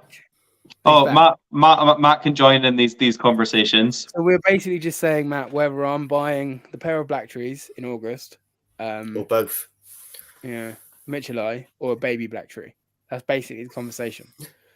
So if I was you, You'd sell everything, get a croc. I mean, that's option A, but no, option B, I would probably get the Mitchellai over the blacks because Yeah, I was going to say you why. already have tree monitors. Mhm. You already have 2 Prasinus. And Mhm. yes, don't get me wrong, I really like my blacks. And actually, I think I I'm probably going to like stop you them more there, than my Mr. Matt. greens. You don't need yellows. You already have tree monitors. Yeah, right. I knew that argument was going to come out. But yeah, carry on. Anyway, I am curious But to yeah, know. and I think the Mitchellai, although yes, they are Adaptria, that you already have Kims, you already have Gillenai, you've already kept the others. They are different. Yeah. So they're I don't know, they're like mini. I've always liked Mertens, and they're just like mini Mertens, and obviously they're not really achievable at the minute or attainable. Seeing your Mitchellai. So when did I come to yours? 3-4 weeks ago. Yeah, probably about that. I went to Matt's a couple of weeks ago, a month ago, whatever. I posted reels about it. The first time I went to yours was that the first ever time I went, or second time I went to yours? When I dropped Woog off, that was the second time I'd been to yours, wasn't it? Yeah. So I've been to your place 3 because times. you picked up the baby Prasinus. Yes, picked up Kayla was the then first Woog, time. Then yeah. So the first time I came to yours, I was enamored with your black trees. I was like, these things are incredible. And you didn't have McCrae at the time. No. And then I dropped off Woog in January, and you had the baby McCrae. I just got them because you got them on the same day I got the mangroves, which is kind of crazy, but yeah. And we didn't really see them because they were quite shy, but you had a baby black tree at the same time. And I was like, the black trees are amazing. And then I came down recently just to come down, and I couldn't give a shit about your black trees. I just wanted the Mitchellai. The black trees were still cool. And to be honest, I was quite taken by the McCrae because I think it's something you hadn't seen. I was like, oh, McCrae, okay, cool. Like your big male is something to behold in person. Like videos don't do him justice. Even though I'd seen that animal in a prior home, it was almost sort of different seeing it at yours. But the Mitchellai, I just sort of sat and watched them for ages. And they're not anything particularly special in the sense of they're just like a cryptic, like Tristus almost, like blacktail, like cryptic-y pattern on the back. But I don't know if it's because they're rare. I don't know if it's the allure. I don't know. But I think it's because it's new. Yeah, probably. It seems to be because I remember when you went to pick up the Kimberleys, afterwards you were like, I want Kingorum. Like Kingorum are amazing. I love Kingorum. I want Kingorum. And it seems because this was the first time you'd seen Kingorum. To be fair, I wasn't interested in Matt's Kingorum. They were cool. But that's what I'm saying. Cool. Like because it was the first time you see like proper nice blacks. I want blacks. First time you see Kingorum, I want Kingorum. First time you see Mitchellai, I want Mitchellai. Be Rising right next. Yeah, that's it. He's going to be. Fair, I saw. Oh, fuck it, he posted them. I'll say I went to Bill Wood's house to get baby Kimberleys. I don't like naming people on here, good or bad. I just don't like naming people, but either way, I don't care. I went to Bill Wood's house and saw his yellow trees. Bill Wood's got some Risingari that he posts for people in the UK or wherever. He posts pictures of his Risingari. And they're stunning. Yeah, Bill's got some incredible, probably in person, the nicest yellows I've seen. Don't get me wrong, they're fucking amazing, but I didn't want them. But they were incredible, but I didn't want them. But then I see Matt's blacks and I'm like, I want them. How did you feel about the blacks today? Nah, he was fat, man. He put me off. He like the pair of black trees that we saw today. The male was a behemoth. I said to Matt, I was like, "There's got to be a gravid female." Cycling. I said to Matt, "It has to be a gravid female because it was like wobbling," and I was like, "It's very unsteady." That's what Mango's like when she's like gravid. Matt was like, "That's the male." I was like, "No, it can't be." He was like, "It's the male." I was like, "It can't be, Matt. He's too fat." I don't know. I think I might have to have a conversation about when the Gilleneye sell, baby Gilleneye, if they hatch, touch wood, and they sell, and if I have spare money, which is a big if, maybe I'll speak about some Mitchellite. Have you heard of locales in McRae? The male that I picked up has a red throat and stomach. The other one doesn't. Matt, do yours have something similar?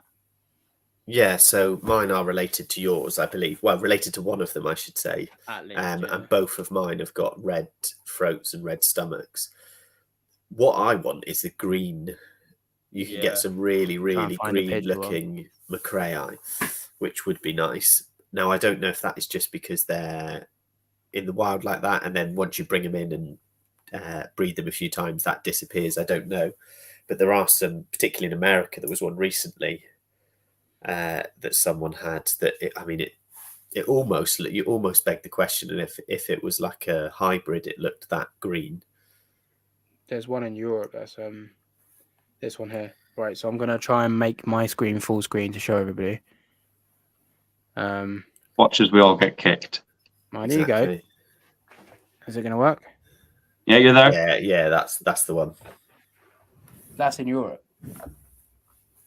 Because is that the one that's captive bred as well? It's not even wild caught. It's not focusing. Yeah, it's captive bred. It's not focusing. Oh well. It's got a solid green back. All right, let me try and exit this. See if I can get you guys back. But yeah, my internet's. I think it's my laptop. I don't think it's my internet. I think my laptop is very old. Okay, we're back. There we go. I remember there's a wild caught one in America about 9 months ago, and that was exactly the same, like bright green. Yeah, they're apparently an island that's like just.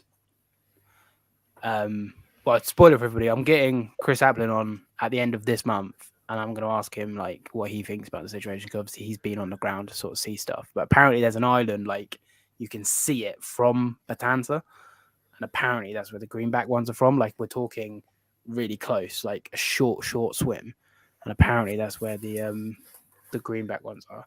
But I don't know enough about it, to be honest. But yeah, anyway, just quickly, Ruben's question, if you're still here. Mango is doing well in her new enclosure. She's using every single inch of it, and I'll be completely honest, I already think it's too small. I don't look at it and go, oh my God, it's so small. But I do want bigger, and I think it does back up the whole point of the minimum enclosure is the one that they're in. Like, when she was in the 8x3x3, it was okay. Like, it was okay. It wasn't great. It wasn't bad. It was okay. Now she's in the 6x4x6.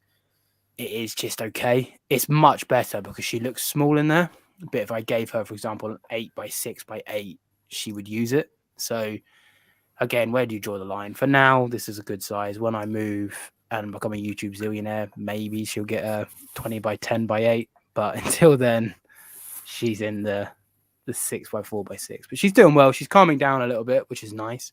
And she's using her water a lot more as well, which is nice, even though the pond is smaller than her old pond, but she's using the pond more, which is quite nice.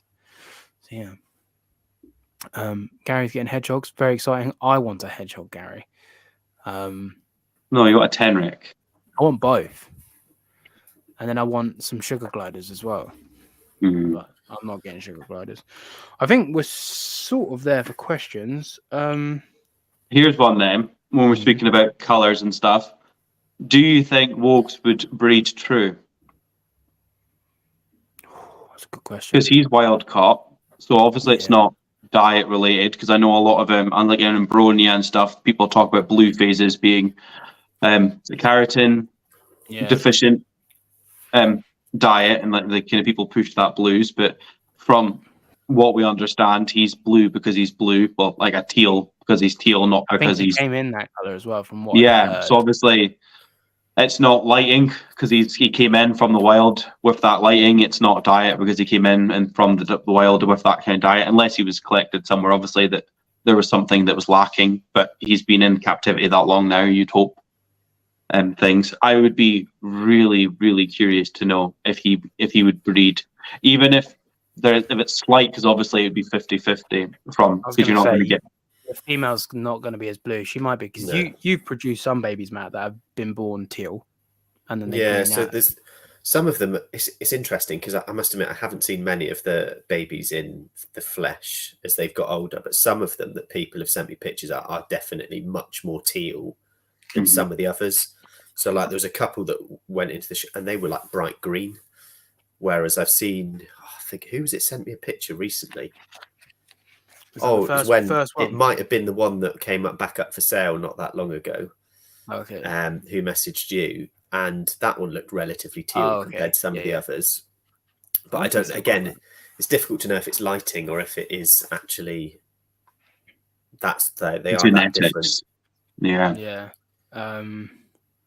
If it's genetics, unless it's a dominant trait, you're probably looking at royal levels of inbreeding to prove it out. So you probably have to breed the baby back to Woog. I'll get rid of rack and crack on. Yeah, tree monitors and a rack. Yeah, I don't know. He obviously when I had the pair, and the pictures don't do it justice, but like I think I've got one just here. Hang on 2 seconds, everybody. Actually, I'm not going to do it because you won't see. But is he chilling out in the darkness, finally getting a break from the females? But the contrast with him and greens is a different level. And I think that's what I'd be more excited about having the pair rather than the breeding. But it's just like having that contrast would be just amazing. Which is why a part of me is like, who did having a female Maruki really matter when you can keep that and have that interesting contrast? And like, no, that is the same animal. It's just the different, like, because he's such an extreme of one side of the color spectrum. Like, and then obviously Kermit was such an extreme of the other that like those photos are just, like it's really interesting. So you got blue is blue. Yeah, he's so sad that he's not female because like look at that lizard, man. It's not clear, but never mind. But yeah, they are. He's not a very green tree. Would be the only thing. Like, oh, come have a look at my green tree monitor. He's pretty much a McCray, to be honest. One thing I will say is Woog seems to prefer the boys. Yeah, Woog is very much living in 2023. Good for him. You brought a dud tree monitor. We don't know though. He hasn't had the chance to prove himself.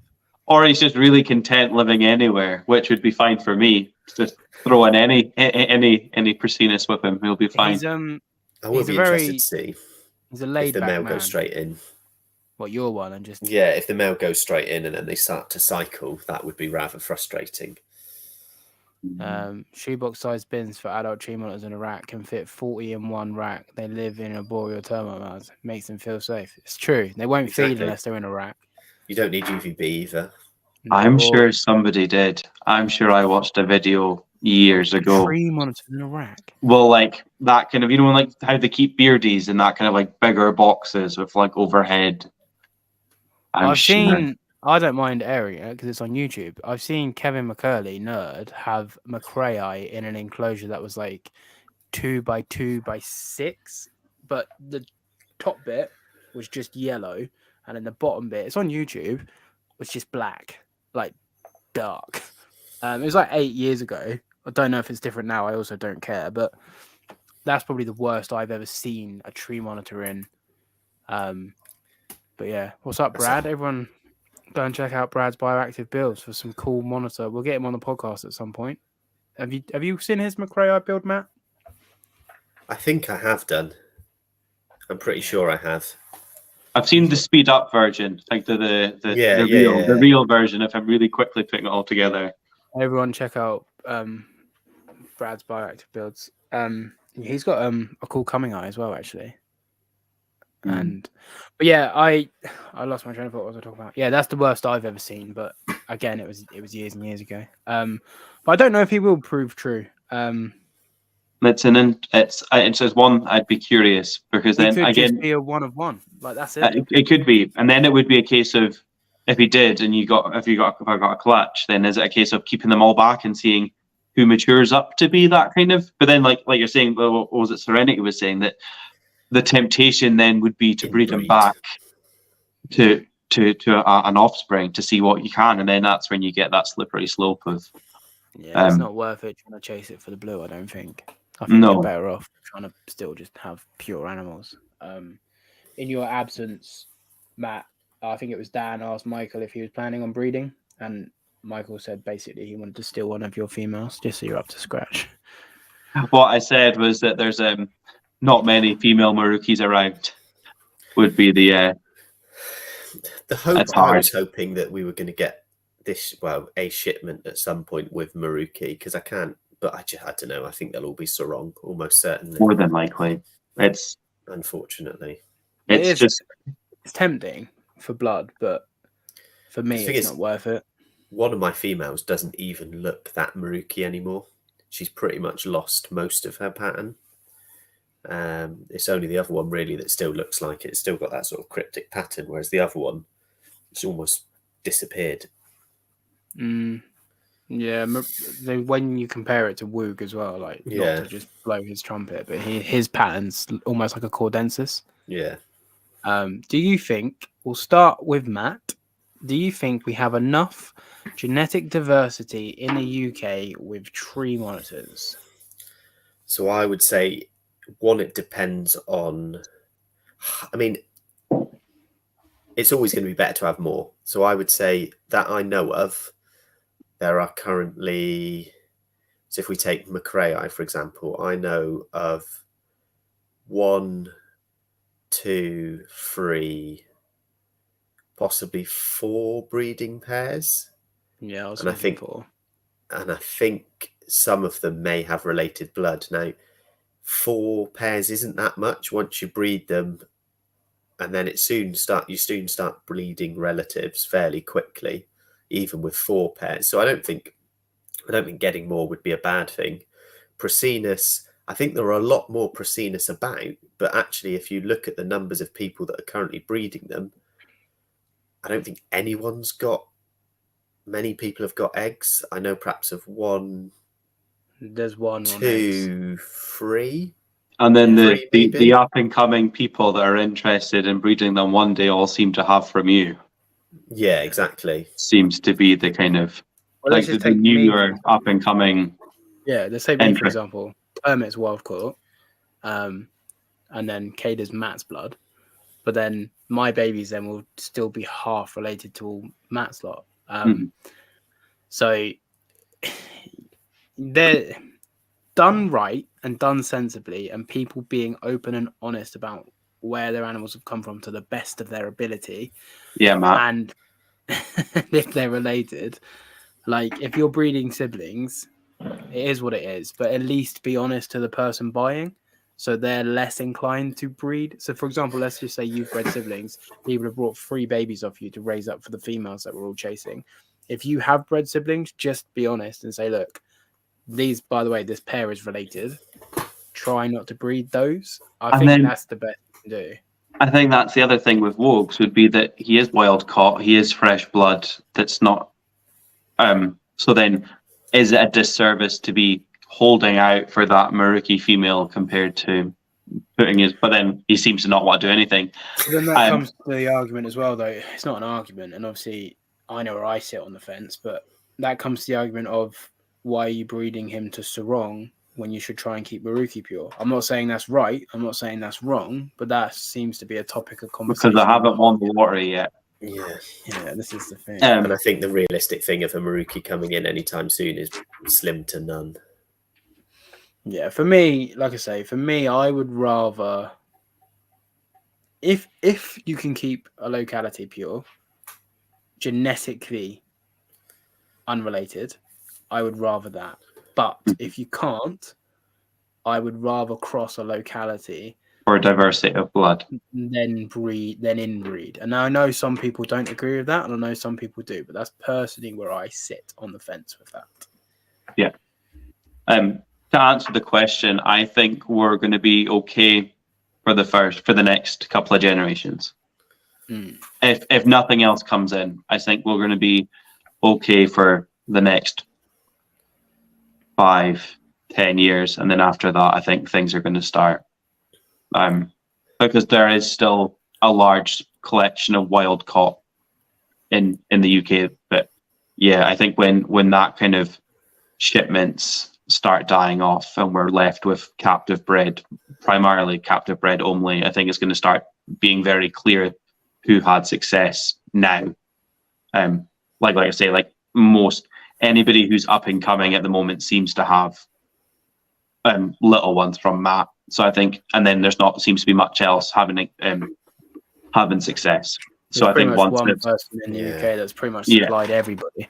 So I think once the old guard per se starts dying off, and if nobody else is managing to have any success, I think that's the thing. Though, I think people really need to start pushing these older, maybe not even. I'm not saying older, just like older than babies animals that we still have from the shipments, because obviously a lot more came in.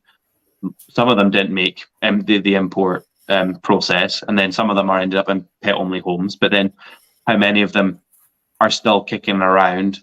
How many older individual wild caught tree monitors in general are sat in pet shops doing F-all because they're too expensive? And then at one point it is going to be just a case of here are captive bred only. Pratinus being a good example of like, well, here's all the captive breds we've got. They're all related. Good luck. I think my worry as well is there's going to be a lot. I know of quite a few people in the next few years who will breed, who currently are and who will be breeding siblings, and how open people are about the fact that they're breeding siblings is something entirely different. I was going to say, when I first started keeping monitors, it almost seemed like this inner circle hierarchy of like 10 names. I'm just pulling that number out of my head, but 10 names floating around. This person's doing this, that person's doing that. And if you didn't know someone who knew them, or if you didn't know them, you're almost just a shadow. I don't think I'm in the inner circle now, but I talk to a few people now than I did. And I know stuff now that I never would have known just being that lowly guy keeping one tree monitor or one Aki. And I'm in a place of privilege. And I'm also not a person that likes to air out someone's dirty laundry. So if someone messages me and goes, oh, this isn't this, I'm going to be honest, but then I'm also going to try and shy away from the question. I'm not interested in other people's shit. I'm just interested in my shit. But like you say, Matt, I'm very grateful I'm in a place where I'm pretty much understanding of majority of these animals come from and who's doing what and stuff, because I even know someone that knows someone, or I know that person directly. But again, like the same as any business, you know, you don't get respected in any business by going out and saying, oh, by the way, this person's doing this and that person's doing that, and oh, don't trust him, because it takes you 25 years to build a good name and takes you 1 minute to lose it.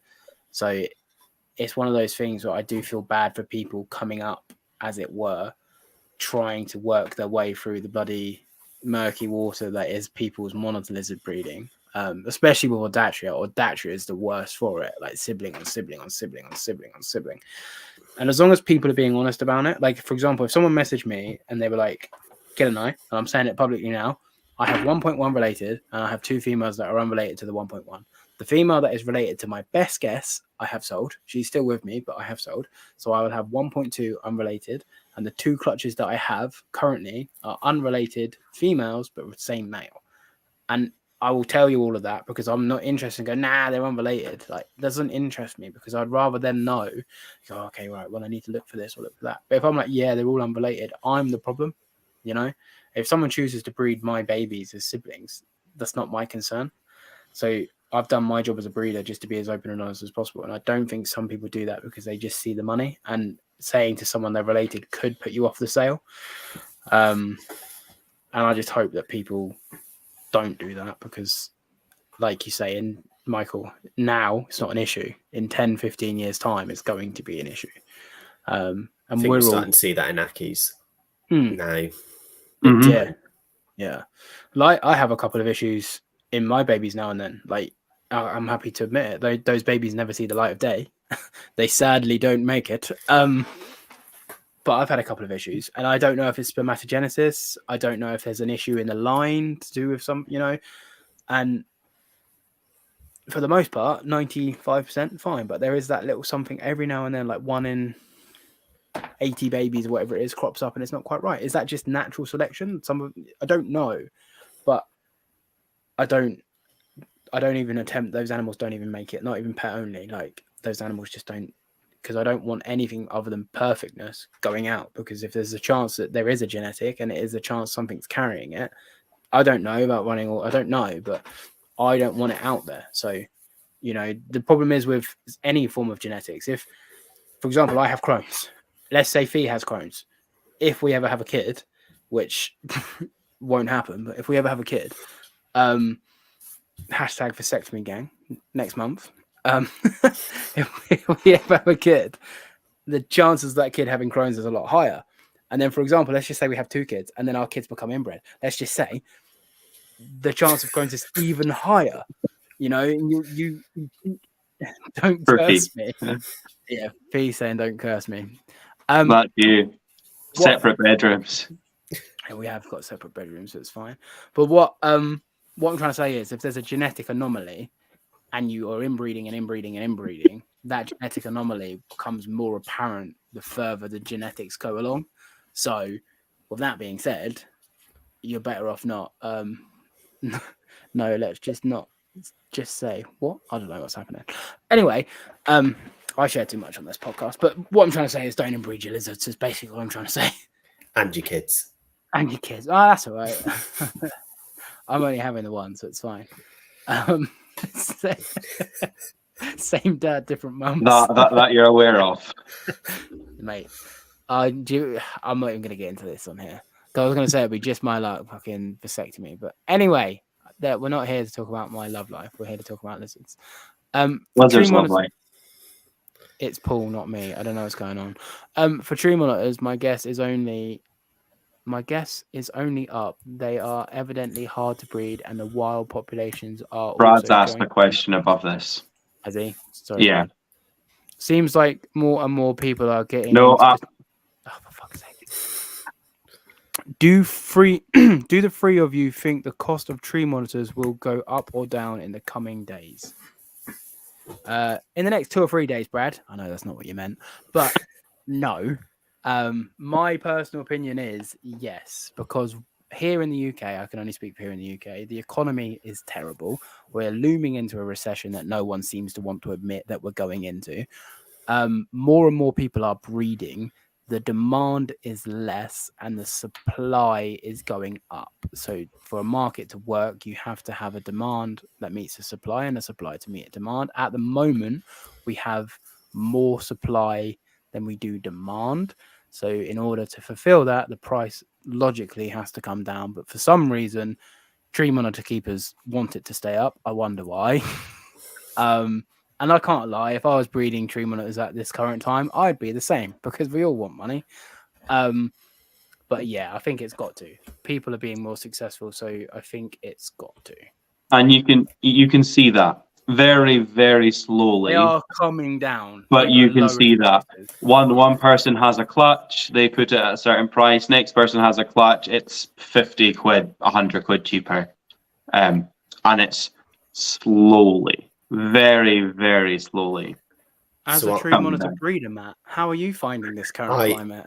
I mean, to be fair, I would say it's going to fall quicker than people think, is what I would say. Is I just do not think there is currently a market out there for, I mean, don't get me wrong, Prasinus have never been the prices of Macraei or the others, but people just aren't going to be paying $3,000 an animal. You will get the odd 1 or 2 if you sit on them for absolutely ages. Who will pay that? But I just don't see them selling for that sort of money anymore. I think we can. In the current market? Where do I see them? Probably, I would say, interestingly, although blacks, there's less of them about. I don't think there's a market for them as much as some of the other. And there seems to be better success.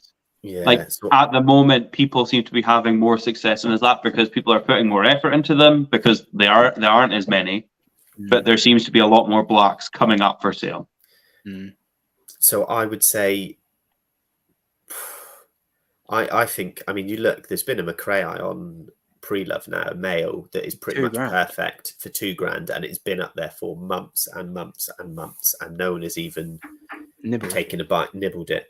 I genuinely think they'll be down to around 1,500, not in the that too distant future. I think there probably are still a few people out there who will probably pay 2.5 grand an animal, but I can't see that staying there for much longer.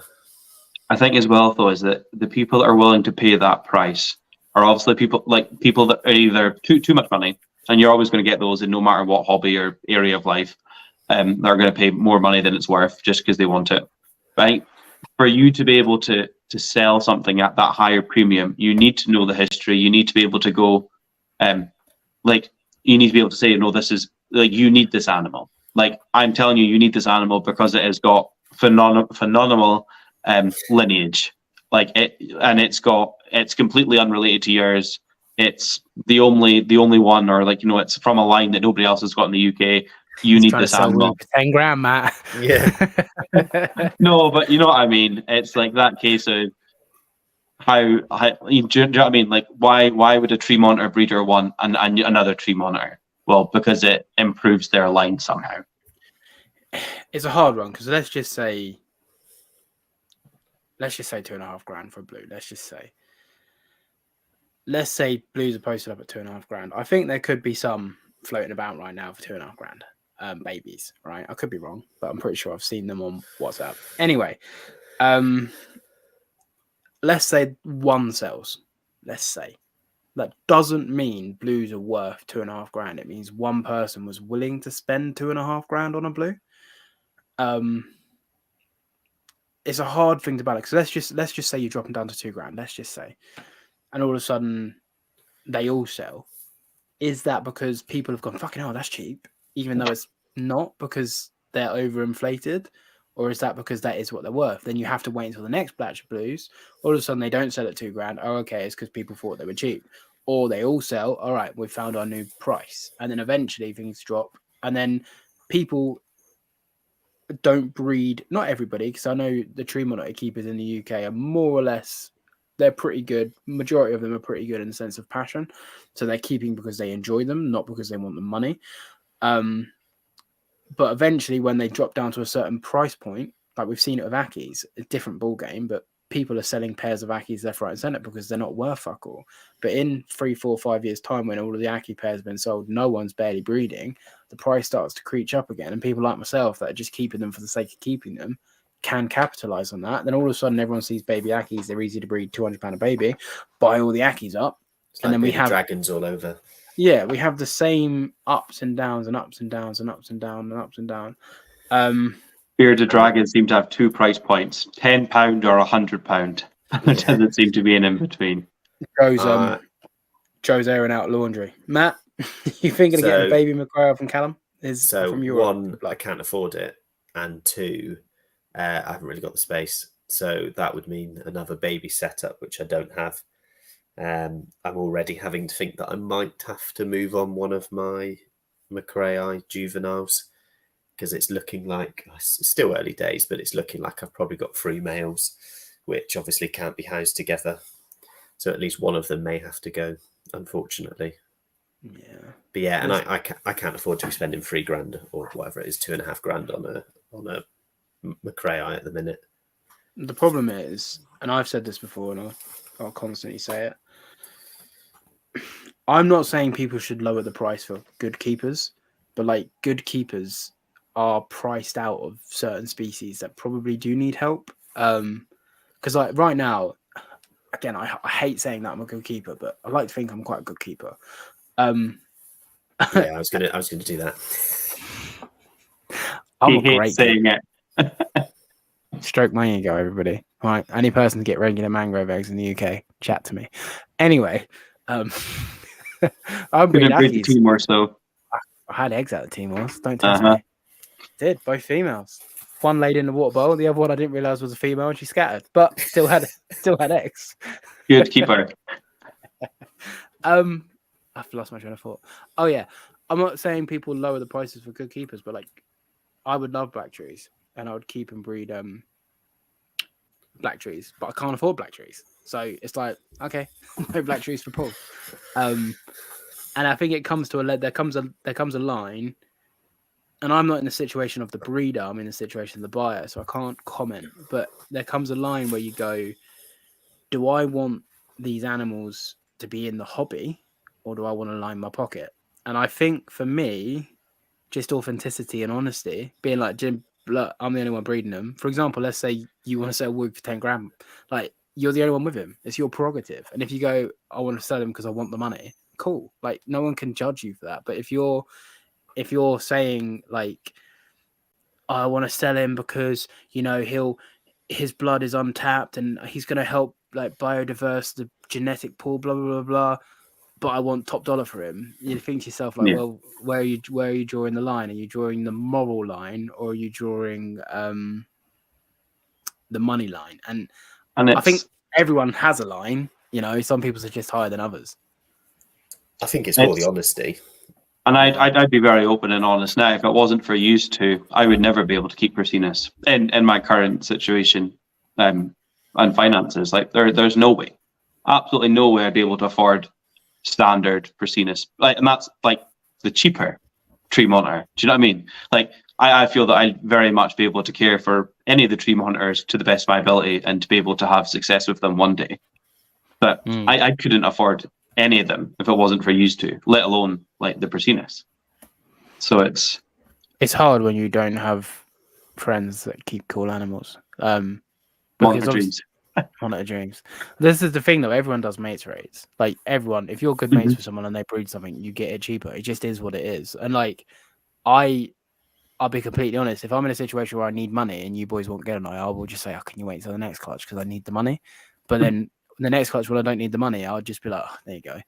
Because for me it does come down to money. I'm not gonna lie. If I need the money, like it's either gonna be like, oh, I need to sell them, or I'll just go, all right, play with Gillenite. And I'm not going to sit on my high horse and be like, yeah, Gillenite for everybody, and then just sell them at top drawer.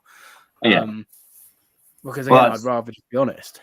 And that's what I've said about anything I keep. Like, there's nothing I keep that's currently of high enough value that you would almost feel off giving it to your friend for free, or at least trading it for something else. Do you know what I mean? It's it does. Like I said, it does come a line. Like if and when I ever produce mangroves, obviously I'll be keeping pretty much most of them back for at least a bit. But when I eventually come to selling mangroves, it's like for me, I generally would rather be giving them to people that I know rather than selling them because I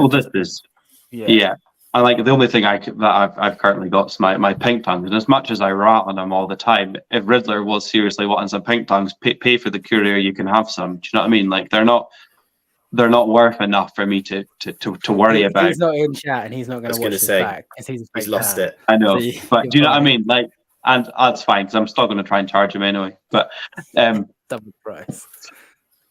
I only for rat keepers, but do you know what I mean? It's that point. Like I know how you feel about Kimberleys and how that like current circumstances and stuff. You're moving yours on, but if I do get success with mine one day and you wanted Kimberleys again, then you're open to them. Do you know what I mean? It's not. Yeah. It's and it's that kind of.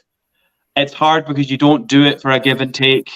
Like obviously, like I wouldn't be like, oh, here, have this because I know you're going to give me that. Like it's not that wouldn't be a reason, but at the same point, there is that kind of give and take with things as well that you know that you're going to look after them, or that you're going to be you're going to appreciate it. Do you know what I mean? Like I'm not just going to go out and go, oh, here, everybody have free animals because I've got animals, because there is monetary value, there is an incentive to breed, and then there is prices to pay. Like my electricity is extortionate. I feed very expensive foods with the pink tongues and the with snails and stuff. So it's kind of dog food do you use? Pedigree chum. Home bargains finest. But this is it. Like all the money I get from my animals does go back into my animals. Whether it's for selfish gain buying a new animal, whether it's for upgrading them, but all my at the minute I fully fund everything myself, and we're talking thousands of pounds a month. Like money just doesn't grow on trees. So if I can get to the point where the Gill and I are chipping away at that, then I'm not going to hide away from it. I am going to be like, yeah, okay, thank you for the money, Mr. Gill and I. But again, I'm honest with it. I'm like, I breed because I enjoy them, but like, of course, I'm going to reap the rewards. Like, I have no need to lie about it. You know, it's a hard topic when you bring money into anything. Money's such a taboo subject. But I don't mind talking about it, to be fair, because I'm one of them weirdos.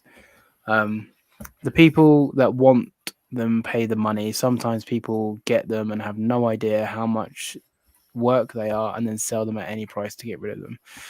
Yeah, it's pretty much true across the board with most things, to be honest. Like I say, I don't have a clue what a tree monitor is worth right now. Like to the general just market, like it's so hard to price it. Same as Audatria. I have no idea. I guess it would be a case of what can you advertise it and it sells within 24 hours. Because at the moment, I've seen someone struggle to sell an Aki for 50 quid. Yeah. Do you know what I mean? Like I've seen somebody give them away. It's fine. I've got 35 eggs in the incubator. But do you know what I mean? Whereas if you put a Prasinus on for sale, baby, stunning, 6 months old, 800 quid, it's going to get sold instantly. Yeah. Right. Okay. But then, like you say, is this a point of it's cheap or it's worth it? It's cheap for that animal because people see 3 of them for sale for $1.5 grand. They see one for 800 and they jump on it because that's cheap and they want it. Yeah. Or is that a case of if it was all that kind of price, then yeah, it's a hard one. It's really hard. How we got to where we are with them being so much. Because like obviously it was a long time ago, but go back 2015, 2014, you get Prasinus 700 quid. And obviously that is it's nearly 10 years ago now. But so I would say 2 years ago, people would pay £2.5 grand, not from me, obviously, but people were happy to pay £2,500 for a Prasinus, which is insane. Yeah. Especially when they pay £2.5 grand and they're listed for like 1,500. Well, I nearly paid 2,700 quid for a female. Oh my God. That was not perfect. You know what I mean? That was 2021. When would it have been? Yeah, it probably would have been around there. 2021, early 22. But then, devil's advocate, where would you be now if you did buy that female? I don't think he's had eggs, so it's the same part I am now. But you never know because you can breed anything. Well, not if she's 106. If she'd bred, then yeah, it would have been worth its money. Of course, it would have been. Yeah. But yeah, it's hindsight's always 2020. It's always 2020. And and I think that's the risk you take with babies, like Matt saying about his blues and possibly being all males. It'd be like my Kimberleys. Like the Kimberleys for me was a big investment to buy the 2 of them. If that turns out to be 2 males, I'm fucked. Like there's no way I'm buying an adult female. I would have to buy babies again. And then do you know what I mean? It's such a huge difference between the price of a female and the price of a male. It's mad. It sucks that you have to do that. You have to chase. I was talking to Matt about this. You constantly just have to chase the females, and it makes you have to sell animals. Because I would, if I got 2 females, I'd be looking for another male, which you could find very cheap, and that'd be no issue. Quickly. Yeah, if I got a male and a female, then chances are I probably would. It's hard because in space, because I'd want to keep both of them. But then it's, do I sell one of the males and I'd sell the male, buy another male, and then hope that it can go in with my female? Do I keep them together because I've raised them together, yada, yada, and then breed siblings? Although they're half siblings, I believe. I think. The Kimberley, so that's not, it's, yeah. Or if I get 2 males, then that's it. Separated 2 enclosures, nothing more I can do. And that would be like I had that worry with my Akis. I thought I had 2 males. I had a buyer lined up. Somebody was wanting one of my, I was going to openly sell one of my Akis because I thought I had 2 males. Thankfully, it turned out differently. But you got a female that produces 1 egg. You might as well have 2 males. I know, but at least they live together happily, and that's kind of the end for me. That I would rather that than. Oh, 100%. Especially when, like you said, you're doing it for the enjoyment. You're not. I mean, with Ackies, like no one's doing it for the money, except that guy in Scotland that's got pure yellows. But no one's doing it for the money anymore with Ackies. Like the amount of eggs I get with just a pair, if they were still 200, I'd retire. If there was still 200 to go right now, I could genuinely retire and just breed Ackies. Like, she's gravid again, and I've got 35 eggs in the incubator. And she'll lay me another 12, you know. I paid 200 quid an Ackie, 200 quid a baby. I was 159. Mine cost me £159 each.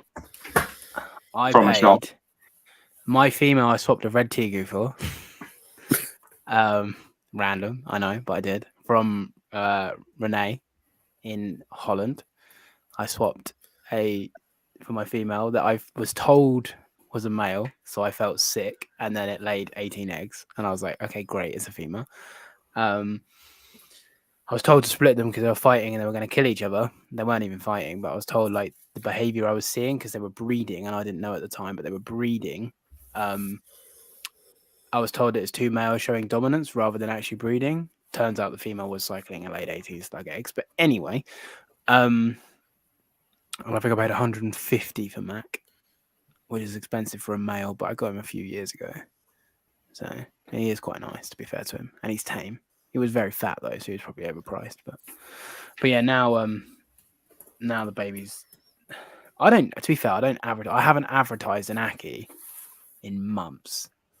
I'm quite fortunate because people tend to message me when I post reels and pictures of babies, which is quite nice. But if I hatch all of these ones, I will have to advertise if I don't sell to shops because they're I've got quite a few. So yeah, 30, imagine 35 of them. I got 24 incubating from that 28 egg clutch. So it'd be 24 babies hatch at once. I don't know if I want that stress, to be honest. It's too many. Way too many. Hello, Mr. Father Blue. How are we doing? I haven't really been keeping an eye on chat. Father Blue says he brought tree monitors for 1,000 to 1,500. There you go. All right, everybody. We are at the 2 and a bit hour mark. So if anyone's got any final questions, we're going to start wrapping up fairly soon, unless you boys have got anything else you really want to start speaking on. I'm having one. I don't know. I think he's talking about Ackies. I'm not famous. Who's saying he's famous? That once you got famous, you didn't help. I don't know what I was talking about. But anyway, any final questions, drop them in the chat. How many? I think all of his are wild. I was going to say it's America. The majority are wild caught, aren't they? I think. Correct me if I'm wrong, Father Blue, but I'm pretty sure every one of your animals is a wild caught. But I could be wrong. Is there anything you want to talk on, Matt? Anything you can think of? Anything you want to say publicly to YouTube? Nothing without being too controversial. I don't mind, but yeah, fair shout. Keep it to the actual group chat. Michael, anything you want to actually speak on? No, I had a list. I think we've hit it all. Yeah, Father Blue says they're all wild caught. Mm-hmm. Yeah, I thought his were all wild caught because I can't remember what he said, but there's like X amount of genetics pairs he can make that are unrelated. If I mean, technically, they could have all been caught from the same tree and from the same parents. Imagine that. You got them all at the same time. They're all siblings.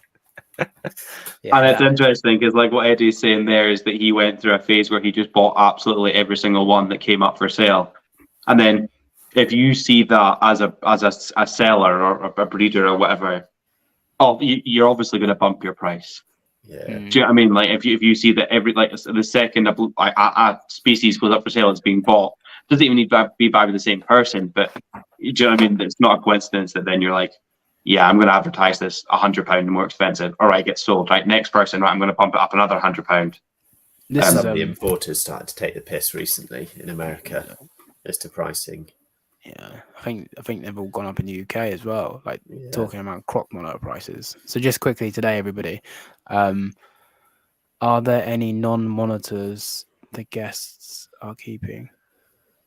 Matt, what species have you got that aren't monitors? So I've got some Chihuahuas, I've got some Leachianus, and I've got some monkey tails. Michael? Bearded dragon, frilled dragon pair, mountain horn dragons, Leachianus, crested gecko, pink tongue skinks, baby leopard gecko, ball pythons. Was that all?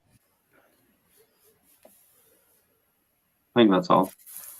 I've got more non-monitors than I do have monitors. I've got although the monitors seem to be growing fast. In 2023, yeah, it seems to be the only thing I've bought. I have a tortoise, 2 guinea pigs, and a bearded dragon. I was literally saying to Matt today, I think what I'm missing is a cool non-monitor lizard. Like he has the monkey tails. Like you have your little. To be fair, I saw a baby frilly today. I know we were talking about your frillies. So I was like, the frillies are cool. And then you have the mountain horn dragons. I'm thinking I'm missing that cool non-monitor because obviously all I keep is monitors outside of my beardy. But I don't know you should get Euromastix, Luricata. You see, there was a free jeweled Lacerta on WhatsApp today. Yeah. And it's not far from me. West Sussex is close to me. That's where Fee's from. So it's only around the corner. I was like, oh, I don't have a Viv. I mean, a guy's offered me a free 6x2x2, which I should go and get. Yeah, Michael has a pair of frillies. Maybe, never know. Maybe one day might have a baby frilly. I used to have a frilly. I do really enjoy frillies. Well, that's what we were saying. Like, we've said it openly before. Like, if I have a clutch of frillies, and you're like, oh, maybe. I was like, well, here, have some of the babies, play around with them for a bit. And I think that's better because we always talk about chasing dopamine hits and chasing that next species and stuff. And if it's a case of being able to breed different species that each other don't keep and then being able to play with the babies in the clutches for a year and then going, I've had my enjoyment. I've been able to enjoy the species and learn the species. I know they're not for me. I knew they weren't going to be, like, it wasn't a long-term thing, and I can move them on knowing that I've not bought an animal just to sell on in 6 months' time because I don't actually want it, or I thought I wanted it, but I just wanted the dopamine hit. Yeah, it's and that's why you need. No, that's why you need reptile friends. You're not wrong.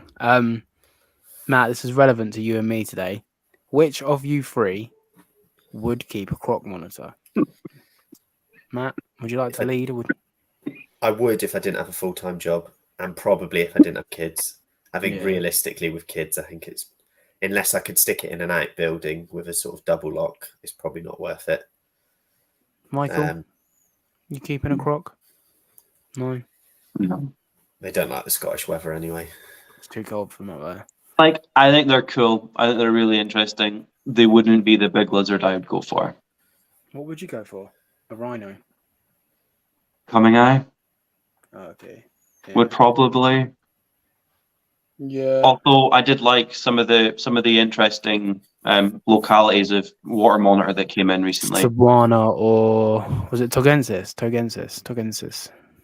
Togans. Were they Togans that came in? Can't remember the which ones. I don't know. Serenity Dragons were saying they want a Togan. So today, myself and Matt, I'm reading Joe's comment. I'll get to you in a minute, Joe. Question for Matt as well. We'll get to you in a second. So today, me and Matt were in a couple of pet shops, and I really like croc monitors. When I think about monitors, they're all really up there, but croc monitors never really made my top 5. Seeing one today in a pet shop, I felt connected with it, and I was like, oh, damn. And then I was like, I could sell everything I have outside of Mango because she's staying forever, and then convert my room into my entire room into a croc monitor enclosure. So it'd be like outside of Mango's enclosure, it'd be like 25 foot long, and then I would make just a small walkway and like just. But I don't own my house; I rent it, so I couldn't. But I definitely think crocs are in my future, but not at 10k. I'm not paying 10 grand for a lizard. It's not happening. It's 7.5. Yeah, but that's for a male. Yeah, I'm not doing it. I would want to buy babies. I'm not getting crocs sub-adult or adult. I want babies. I don't care if they're wild caught captive bred. That doesn't faze me. Ideally captive bred, but I imagine the price tag on that. But a lizard to me for 10 grand. What about Komodo? Chester have got a Komodo now, haven't they? Babies. Yeah, I've already spoken to someone about smuggling me one. So, but we won't talk about that on the podcast. They've only put 2 out. I reckon there's 3 actually. They're keeping 1. I know a guy. Question, Matt. Would you believe the price of tree monitor? What do you believe the price of tree monitor should be? Sorry if it was asked already. So, obviously, it depends on which sort. It's obviously such a loaded question as well, though, because obviously let's just do a round table. We'll do yellows, blues, blacks, and greens. What we personally believe. So you start with you, Matt. So I would say in order of in the U. Are we talking UK? Where are we talking? Let's just talk UK. The prices in the UK right now. UK. Obviously, it's hard to know because America gets so many more imports. So we'll just talk for UK. So in my opinion, in this current moment in time of who is breeding what, I would say that yellows are the most valuable, followed by blues, followed by blacks, followed by greens.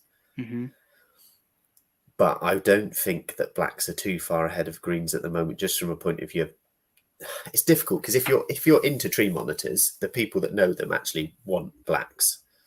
But if you're Joe Public, say, for example, and you've always wanted a tree monitor, most people are generally drawn to greens, I would say, or blues rather than blacks. Pricing wise, I still think we're too high. So it's difficult because you don't want to price people out, but then equally you don't want it so that it's dirt cheap and that everyone can pick them up. My feeling is around £1,000 for a Procinus is probably not too far off it for a baby. You look at the others, it's difficult because I haven't bred them. I know there's a reasonable, I think, put it this way, I think in 2 or 3 years there will be enough Macrae around to fill the market, is what I would say, in the UK anyway, if they stay here. And as a result of that, I mean, if you can't sell a male for £2,000, I can't see babies being any more than £2,000 in a few years' time, if not a bit less. But the thing is if people have got the space to hold them, then they'll just hold on to them, and then they'll never get sold anyway. And then they'll let them out in dribs and drabs, and they'll go for, I don't know, £3,000 every now and again to someone who's got hideous amounts of money. But there's just so few people who are willing to spend £3,000 on an animal, and I'm not one of them. I wouldn't. £3,000 is too much. Yeah, I'm not spending £3,000 on an animal. I mean, I'll be openly honest. What's the most I've ever spent on an animal? About 2.5.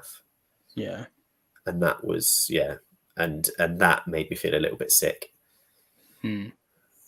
So you're saying, but somewhere between 1,000 and 2,000, depending on the colour. I think so, depending on the colour. At this precise moment in time, don't get me wrong. I think in a few years' time it might be even less, but that's where. Yeah, Michael, roughly 700-800 for a male, 1,000 for 1,000 for a baby, and then maybe 1.5 for a female. I think seems quite for Procinus seems reasonable.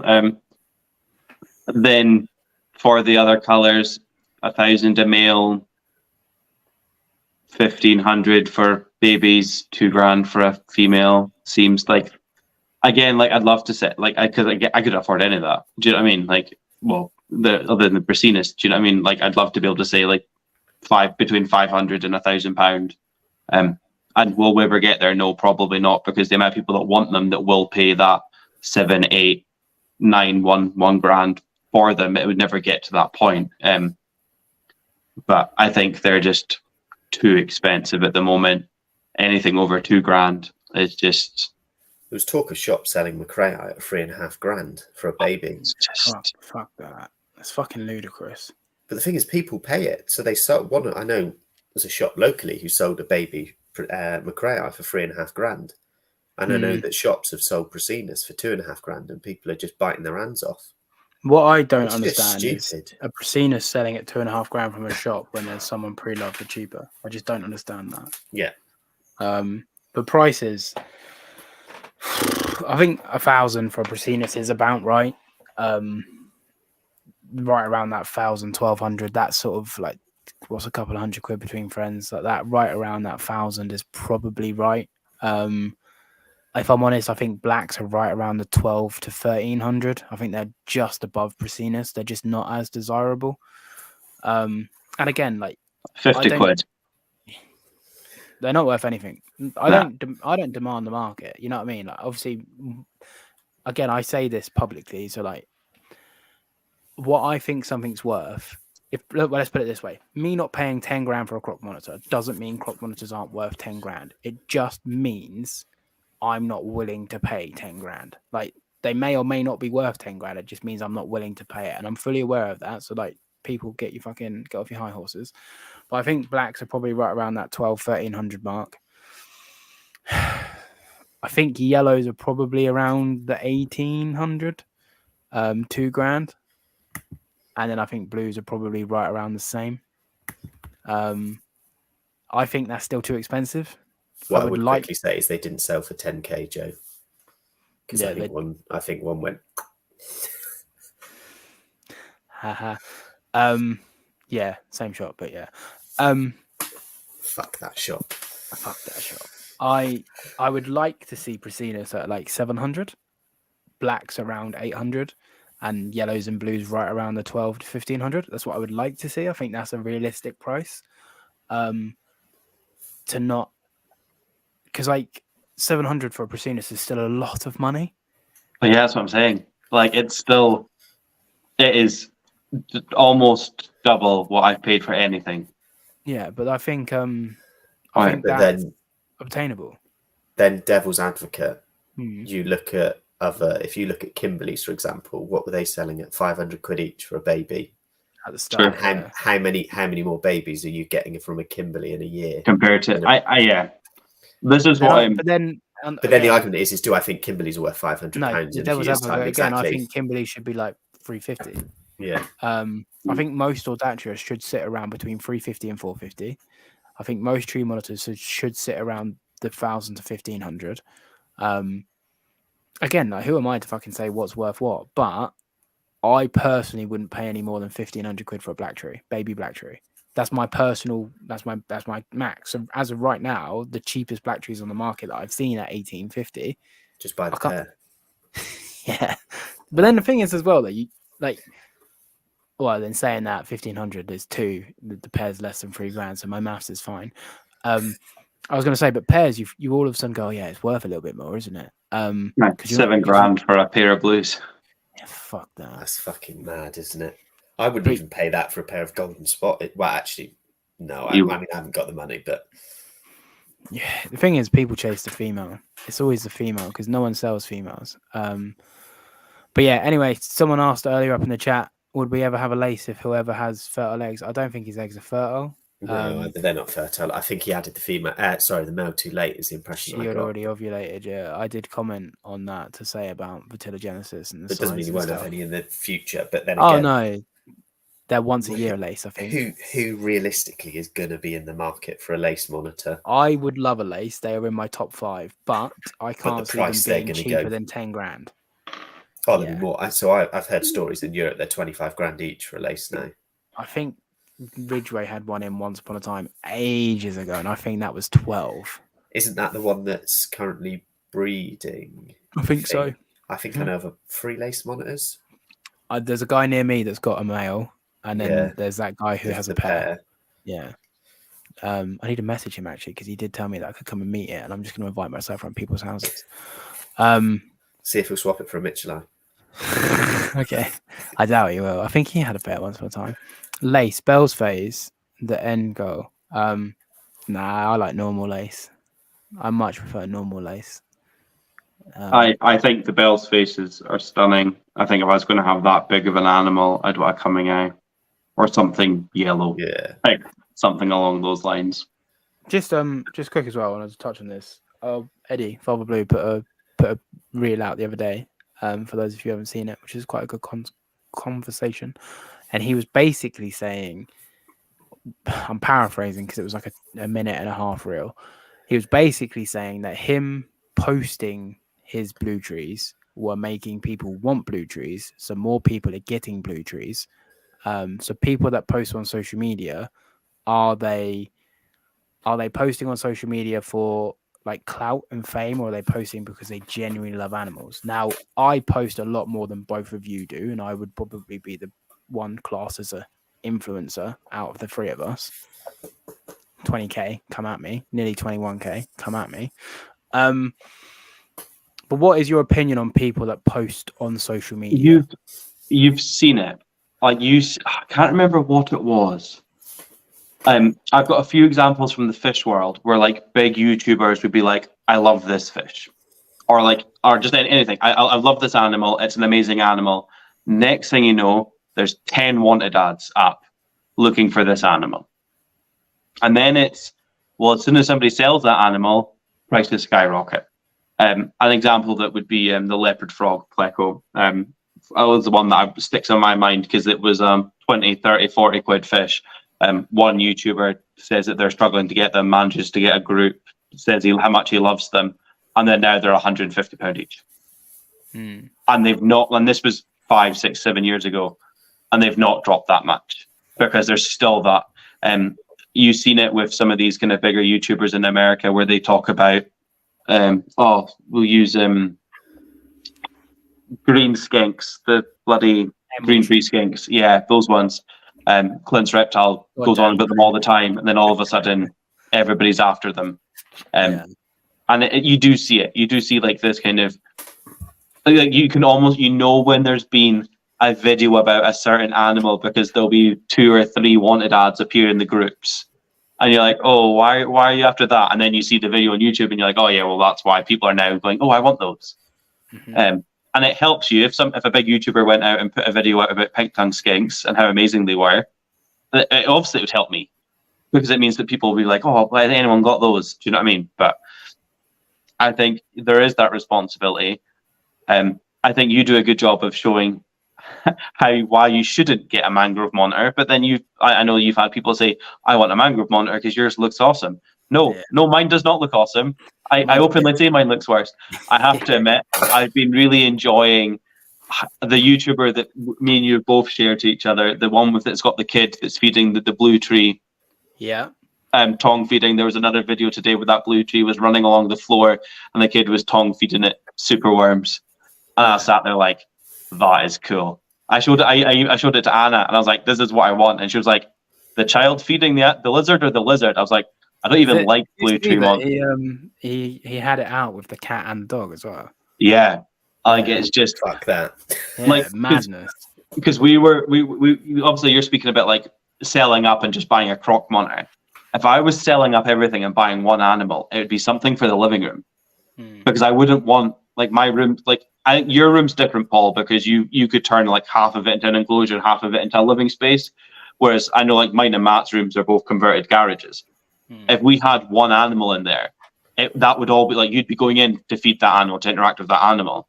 Whereas if I'm selling everything up and I'm just buying one animal, it's going in a big enclosure in my living room, which I can enjoy every day.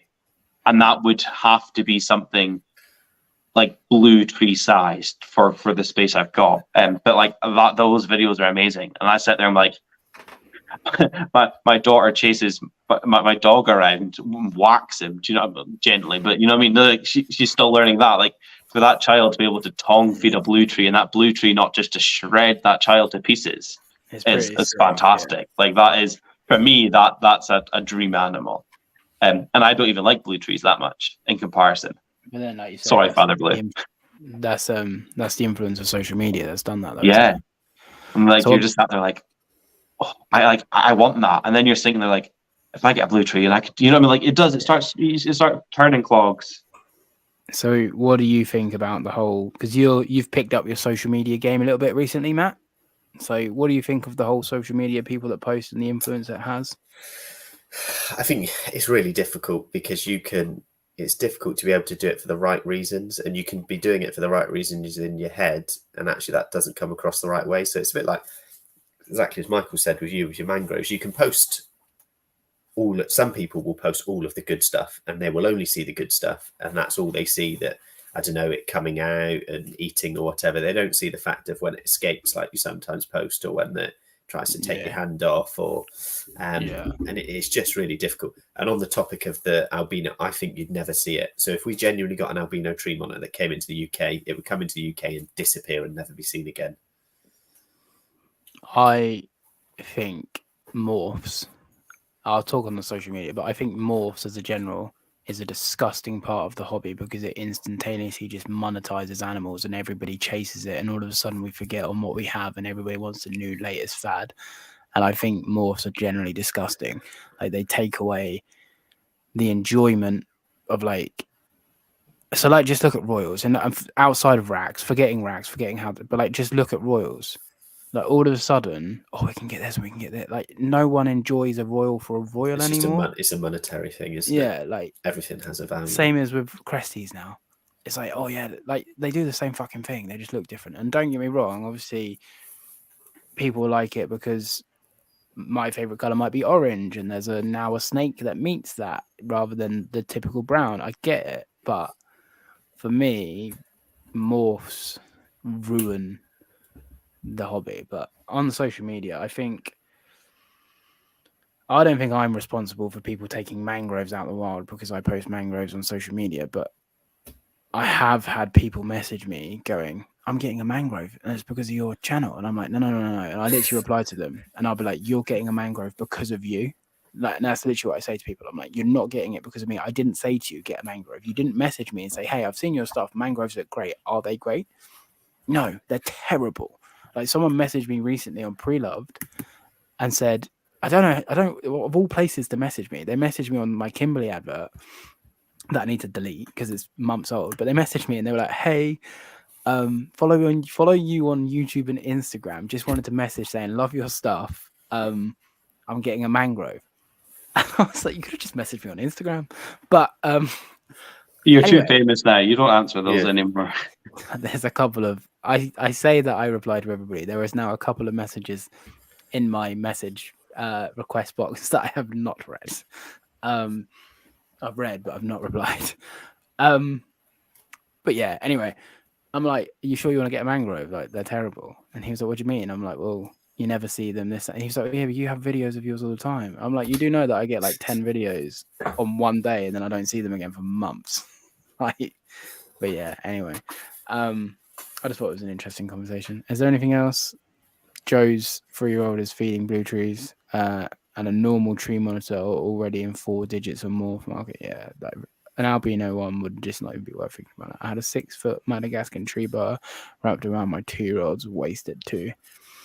My 6-year-old has chest hairs. Jesus Christ, I don't even have chest hairs. How's your kids, Matt, with the reptiles? Are they interested at all, or?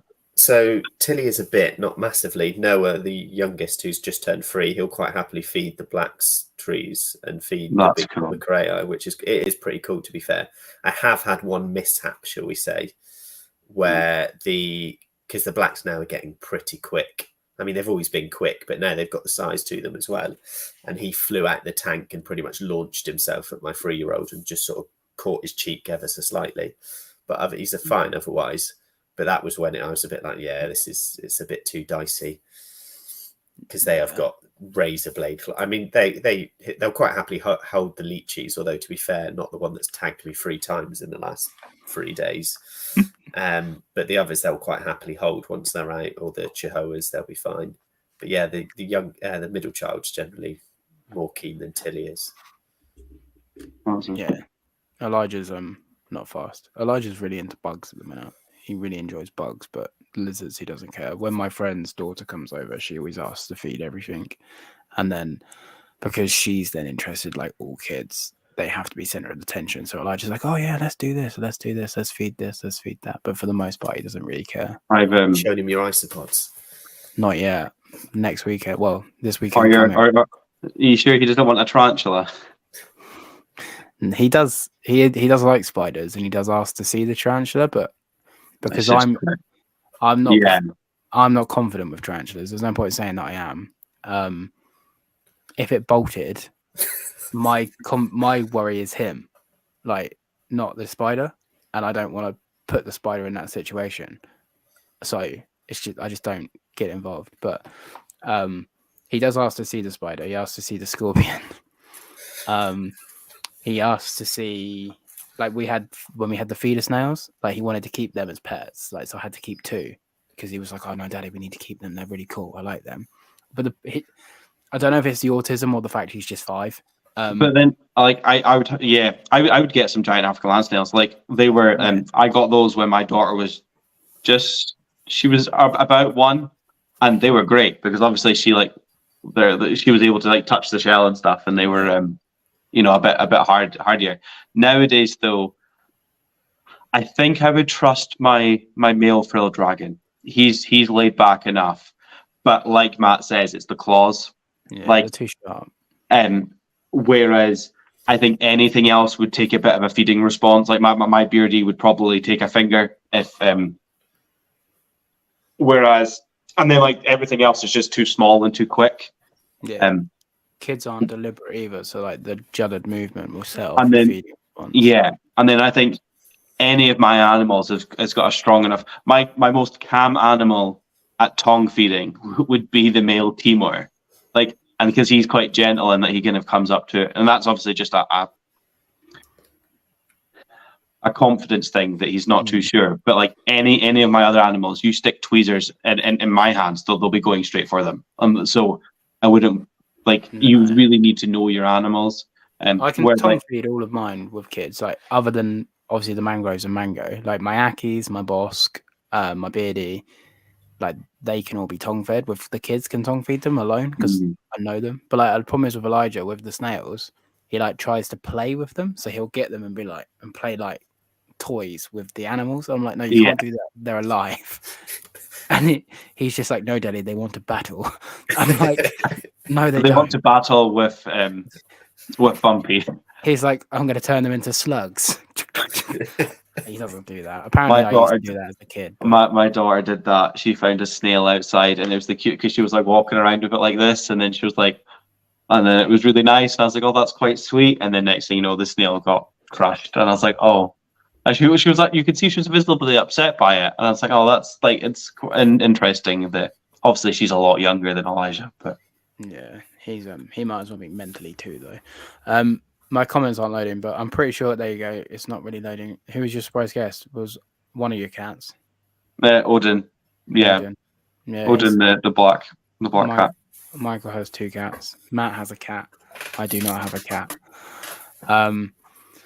But yeah, anyway, guys, we're close to 3 hours now. So any final questions, drop them in now. But we're going to start wrapping up because Fee has got to be up ridiculously early, and I'm probably keeping her awake by shouting in my loft. I've got 5%. Okay, just as a heads up. Perfectly timed. We'll do a Freddy, and you'll just cut out. Yeah, but I've got the backup phone just in case. But it's gone. We're going to 5%. We're going to wrap up now. So thank you both for coming on. Thank you both for seeing me through this podcast that I wasn't going to do. Couldn't let you miss one. No, exactly. It's been quite good to be fair, hasn't it?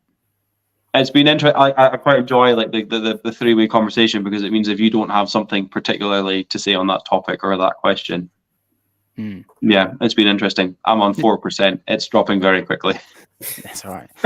Matt's dipped out for a little bit, so it's only fitting that you just disappear at one point. I can stay in the comments or I can load back in, whatever ones. It's like I say, we're literally going to start wrapping up. Final wrap-up questions then. I've already asked you before, so you have to say something different. Start with Matt. No, we'll start with Michael because he's got no battery. What's one piece of advice you'd give someone starting the reptile hobby? Find good reptile friends. And this group chat really has demonstrated that. I didn't really. I was on a few forums, you had conversations, but until I started speaking to both of you, there was nobody that I could really bounce ideas off of or share photos. Paul's collection was the first collection out with my own that I'd been to at all, and it was so interesting to see how other people keep things. I think sometimes it humbles you a bit as well to in a lot of ways, and then it's obviously very beneficial when you're after new species or like I said before, if you're needing to get that dopamine hit without needing to I think just having good reptile friends in this hobby means so much. And I'm actually really looking forward to the next expo whenever it is. Last expo I went to was with a non-reptile keeper.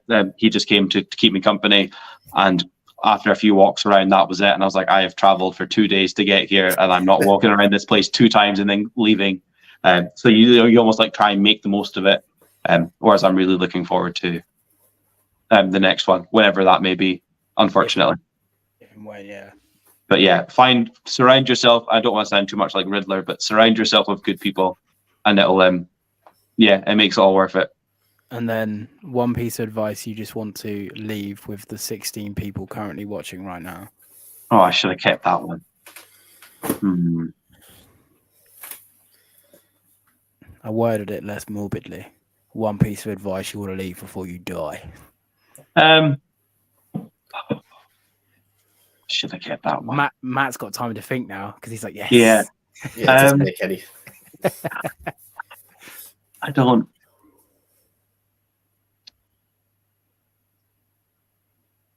I think I think people need to be a lot more open, a lot more honest. Like we've spoke about that quite a lot on this podcast. Be this going underground, this hiding what you've got, this hiding what things are related and what things aren't, but just in general, just like there's no point. And keep records. I'm on 1%. I'm going to shout it out. Keep records of your stuff, because so many, like, it is so frustrating when you don't know what you're doing, because nobody decides to keep any records of anything. Paul, at what point are you going to tell him he's got peacocks? I'm not. Well, we've already spoke about that, Matt.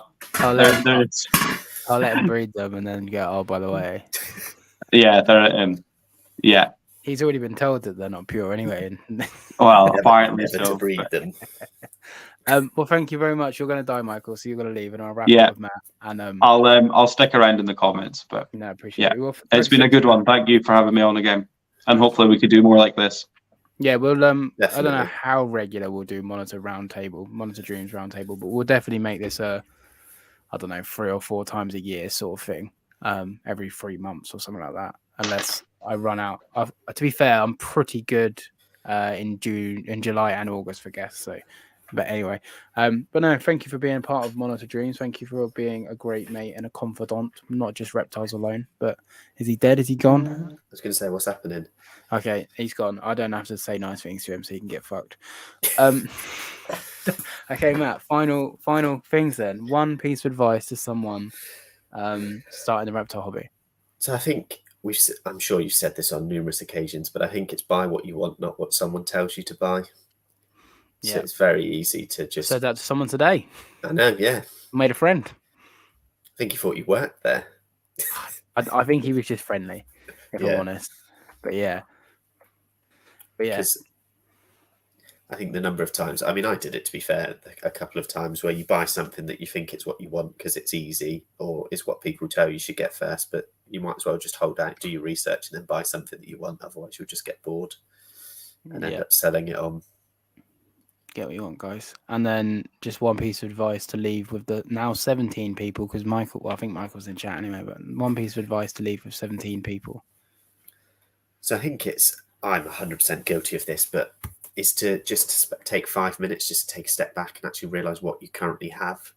Because I am 100% guilty of just chasing the next thing, just chase the next thing. And as I say that, I'm currently doing that, but that's besides the point.